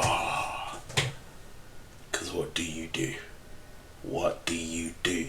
Cause if I see a bunch of niggas hop out of a car as well, I'm not staying to talk. I'm not staying to talk. And that, you know that don't run, don't trip. That's what it is. If you trip, you're finished. And again, I'm good. I'm not on it. I think that's probably what you would have to shout. But still, I don't think that'll work. Oh my god. And as he enters Freemasons Road, he is tripped and stabbed a total he tripped, of 10 times. 10! Sadly, David doesn't survive his injuries, and within 4 days, 4 young men are arrested, including 19-year-old David Turry. And what police discover hidden in David Turry's bedroom was staggering. Inside David's room, 2 drawings were found, both of which depicted the events that led to David Gomo's death. The first one shows the group smoking. Let's jump in the ride. K, your driver. Let me just roast this spliff. Thing is though, the art's not even good. Yeah, this is crazy. The art's not even good. Why did he do this? What's going on? I want to be involved. A lie. Lemongrass. He got man just got it. Jump in the ride. I'll show you what's going on. Outside of the murder vehicle. What's going on? Speech bubbles of one of the men saying, "Let's jump in the ride," and another saying, "What is going on? I want to be involved." Young nigga was trying to make a roadman comic. What is bro doing? And the next drawing. I know my man is involved. I'm not involved. Please don't stab me. Oh shit. Which is the point where they found David Gomo, with speech bubbles coming out of David's character saying, "I'm not involved. Please don't stab me." Yeah, this nigga was doing too much. The evidence his girlfriend gave, who was on the phone to him while everything played out, confirmed. On the phone to your girl while this happened. Oh my. This is so tragic. Exactly what he said before he was stabbed. It was a sick and twisted drawing which depicted a sick and twisted attack, and was a key bit of evidence to put all 4 of the men behind bars. I know his associates were looking at him crazy in that courtroom. Imagine being in the courtroom and the what's it called? The offense. They bring out Yeah, we found these drawings in one of the defenders' rooms, and they show it, and it's literally a shitty play-by-play of exactly what happened with quotes of what the brother. God, I'd rather you make like a TikTok about it or like a song or something at least. Why are you making? But not all innocent victims of knife crime end up losing their life in the process. Some are left with lifelong scars that strip away their dreams and force them to rebuild life from scratch. James Smith had his whole life ahead of him. He wasn't part of no gang or tied to any feud. He was just a normal 17-year-old who loved Man United and loved bikes. James was originally from Clapham, South London, but at an early age his family house was caught in a fire, which resulted in his family having to move 10 minutes away in Brixton, more specifically right outside of Myattsfield. Now Myattsfield has had a long, detailed history of gang violence. On the surface it may look good, but before its redevelopment in 2012, it was home to one of the most run-down and cramped council estates in the whole of South London. Police described the old North Myattsfield estate as hard to patrol due to its dark stairwells, hidden walkways, and enclosed courtyards. Like from heaven to hell, bro.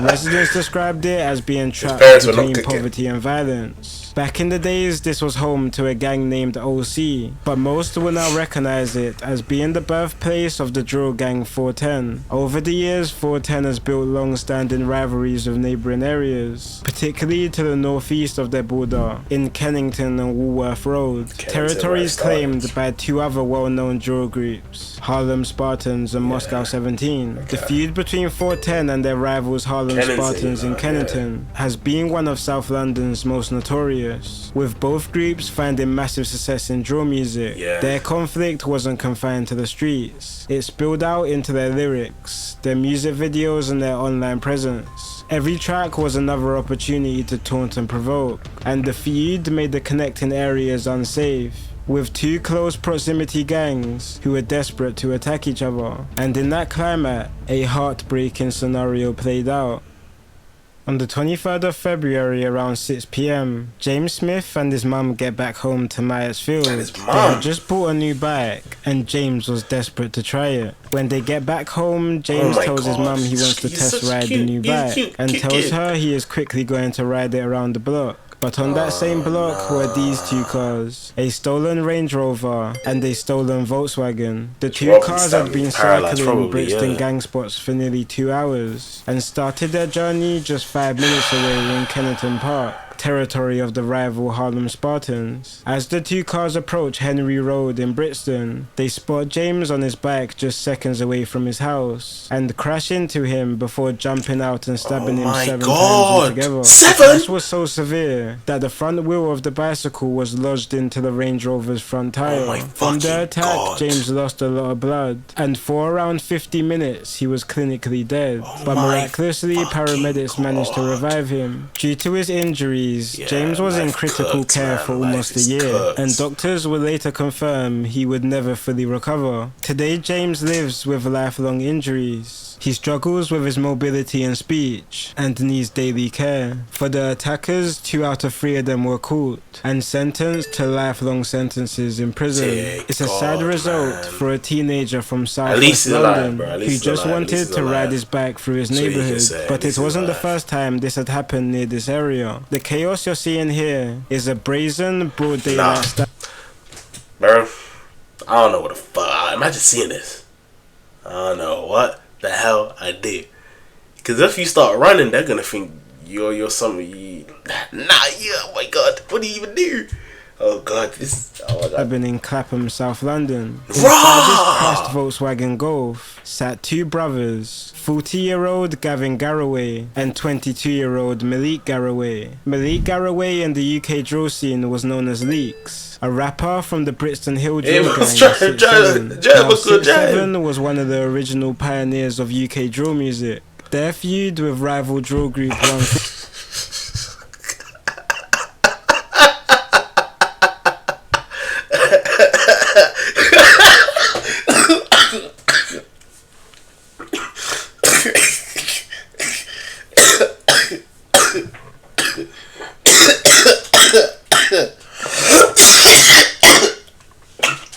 Oh my god. Oh my god, that was unavoidable. Oh my god. I'm okay, guys. I'm okay. Sorry. I had a... It's like that fucking South Park episode. Oh my god.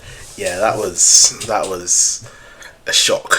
Shock horror. 50 were the first instances of UK rappers going back and forth dissing each other over Chicago drill beats, which set the stage for many more groups to come after. But before the drill music, 6-7's area of Brixton Hill had a deep... Is their group called 6-7? Is that the name of their group? That is really unfortunate. Feud with a gang in nearby Clapham. That hostility dates back years, sparked by a murder in April of 2011, when a 21-year-old from Brixton Hill, known locally as Ziggy, was shot and killed in Clapham after attempting to rob a grow house. The gunmen were so ruthless, they even shot at paramedics rushing to save his life. And it would be far from the last time these groups would clash on the streets of South London. On the 10th of March 2019, 6-7 rapper Leaks was in the passenger seat of his brother Gavin's VW Polo. They were driving down Clapham Park Road when these two young men lock onto him. 20-year-old Zion Chaeta and 22-year-old Tishan Panton, both belonging to the local Clapham gang. Zion just happened to be on a lunch break from a local college when he randomly noticed college. That's like... Why is Deshaun doing the speed face? Deshaun, my mom is kind of homeless. But no, man said on a lunch break from college, he just goes over to try and kill someone. Tish and Panton, both belonging to the local Clapham gang. Zion just happened to be on a lunch break from a local college when he randomly notices Leaks in the passenger seat, which causes him and his friend to charge the car immediately. Due to heavy traffic, Gavin decides to make a U-turn and ends up hitting a pole, giving Zion enough time to stab Gavin in the chest 3 times, while Tishan strikes with a walking crutch. Sadly, Gavin dies from the stab wounds, leaving behind 3 kids due to a gang feud he was never a part of. The response to Gavin's murder was swift and brutal. In the next 5 months, 2 Clapham gang members were killed by convicted members of 6-7, pulling more young men into a spiral of revenge, which more than them will suffer with. Damn. Dude, I thought I was the coolest kid for liking video games. Whoa, sorry. Spoilers. Wow. This was a great stream, I would say. I really enjoyed this one. We got through some good videos. We got through some scary ones, some funny ones, some informational ones. You know, it makes you understand the world for real. Thank you for being here for this stream. Drink your water. Watch the VOD on the VOD channel when it drops. Watch my main channel videos when they drop as well, and or just watch them all. There's like 3 videos there you can watch them. Thank you everyone in the chat for being here today. You've made today a lot more engaging, you know. Thank you for being here. And I'm gonna say goodbye. Bye.